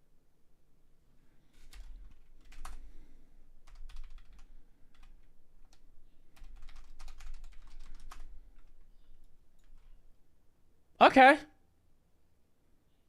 That person's dying pretty young, but sure, yeah, I guess that's fair. It up. For instance, if the function happens to be separable, we could take just a one-dimensional slice of the kernel, convolve that, then take the other dimension and convolve the convoluted thing with that. So it's like doing just twice instead of square of the n root. I let the math people... It's way less work is the point. Sure. Still, when I go to filter, blur, blur, I don't just want it to happen pretty fast. I want it now! Luckily, there's an even more efficient way to calculate a filter. Okay. It involves a Fourier transform. Oh. Joseph Gordon Fourier was an 18th century French guy obsessed with hotness of things. Sure. Somehow, this led him to discover that any periodic function is actually a sum of a series of basic sine and cosine functions. Right. Later, other people figured out that actually any non-repeating wave is actually made up of a bunch of sine waves, actually. Okay. There's literally no squiggle you can draw that couldn't be transformed into these. That's crazy. An image is a 2D function. A digital image is a discrete sampling of the function at the pixel locations. And this can be handled super efficiently by a discrete version of the Fourier transform called discrete Fourier transform. Right. Which we can do fast using an algorithm called fast Fourier transform. Very creative. The math people can. I feel like the math people might have named that one. With devil numbers. But once we get them to get a computer to do it for us, we can break any picture down into its component frequencies, which allows us to accomplish things we never dreamed of before. If you wish to make a bowl of borscht less salty, you must first invent a universe in which you've already done that. But what if we could put the bowl through a mathematical machine? One that separates... I cannot even imagine putting this much effort into an individual video. This is fucking insane. It's back out the cabbage, the beets, the bouillon cubes, even the not yet butchered cow that made the sour cream. In this ingredient domain, reducing the amount of salt could be done with a flick of the wrist. Oh no! Squirmy! Someone help! What was a tedious convolution process in the spatial domain, in the frequency domain becomes simple multiplication. The kernel can be applied to the image everywhere all at once, just like that. But what good is it unless we can turn it back into the original form of the signal, a viewable picture? Well, we can, through an inverse of a discrete Fourier transform process called... Wait.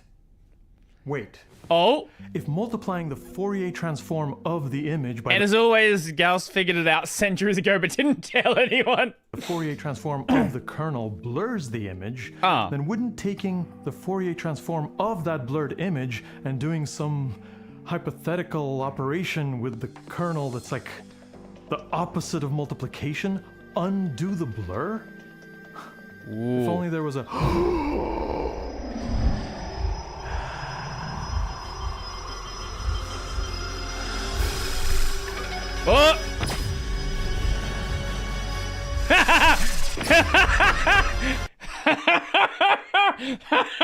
No, we don't.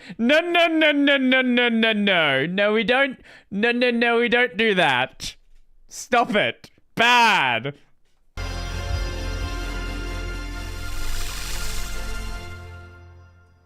So this is who I obligated myself to give a shout out to.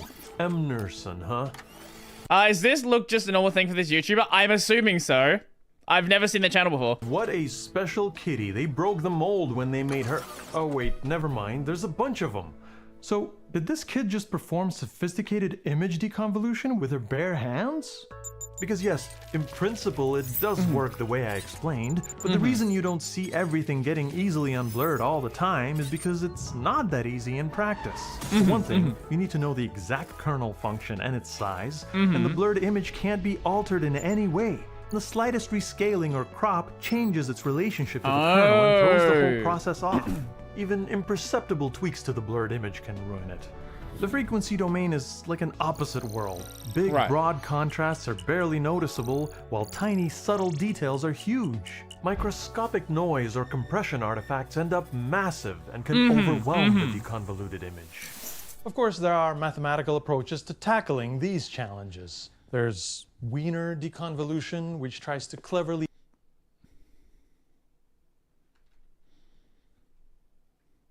sorry, you want to say that again? Tackling these challenges. There's Wiener deconvolution. Wiener deconvolution. That's not a real thing. No. I refuse to believe that's a real thing.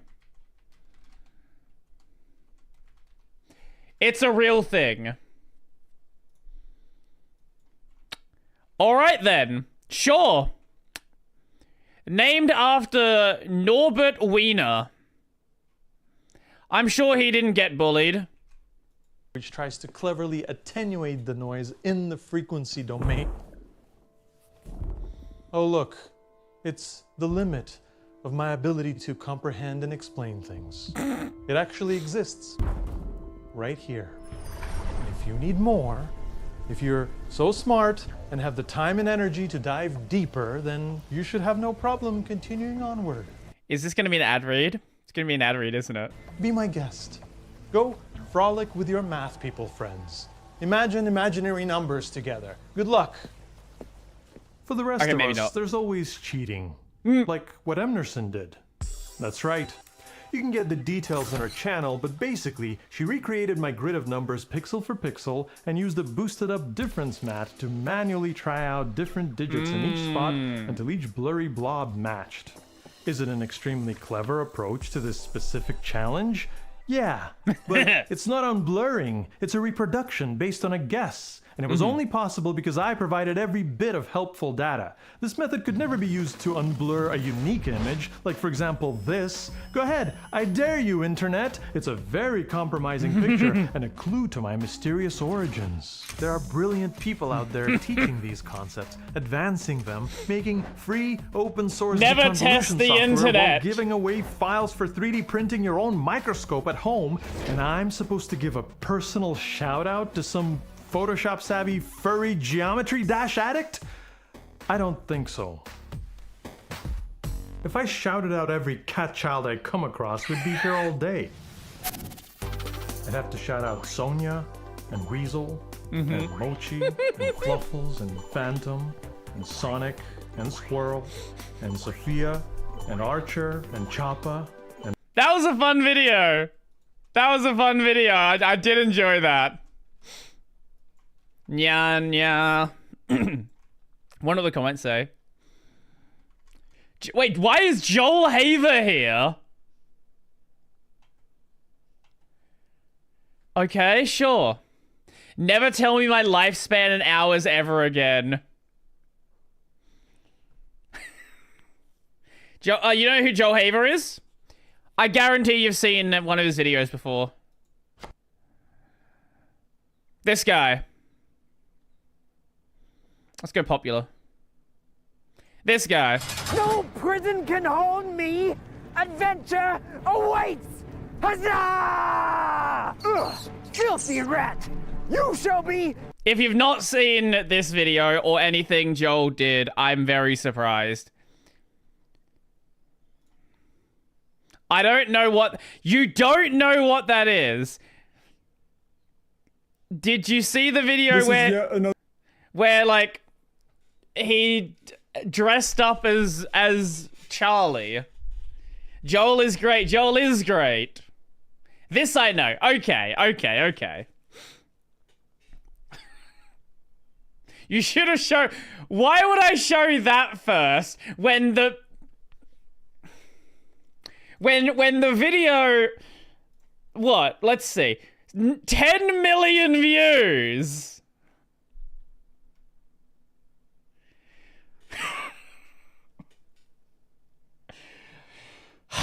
Anyway, doesn't matter. Doesn't matter at all. I like Joel's videos. I don't know, man. Fair.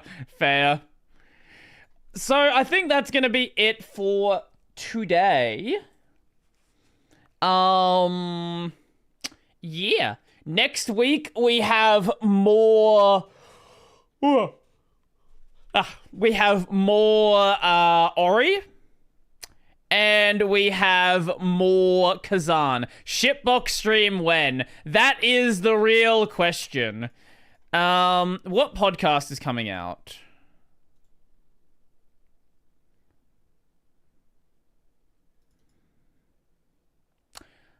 The episode with Khazan, the founder of all things Linux. That will be the next one released.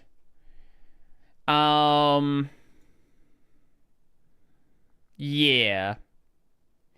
And then it will be the episode with the guys from All Things Nyx, and then it will be the Bazite one. I've had to like move stuff around. I promised to publish things at certain points, things like that. Anyway, that's a future problem.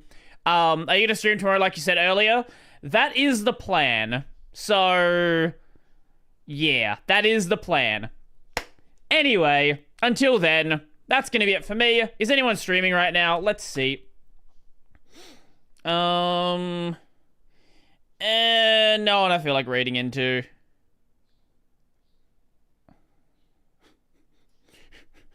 Wait. Why is... Okay. I completely forgot that... I forgot that Peppy streams. Okay, just because it's funny. I'll send you guys over there. So, that's going to be it for me. All the fun stuff. Send you for a raid over there. Because it's... Oh! Raids are disabled. Okay, well, I guess we're not doing that then. Well, okay. Okay, well, I guess not. So, I guess until next time, that's going to be it for me. All the fun stuff. I'm going to play the outro, and I'm going to go. I understand why. Probably because he's probably dealt with a bunch of crazy raids. So, see you guys next time.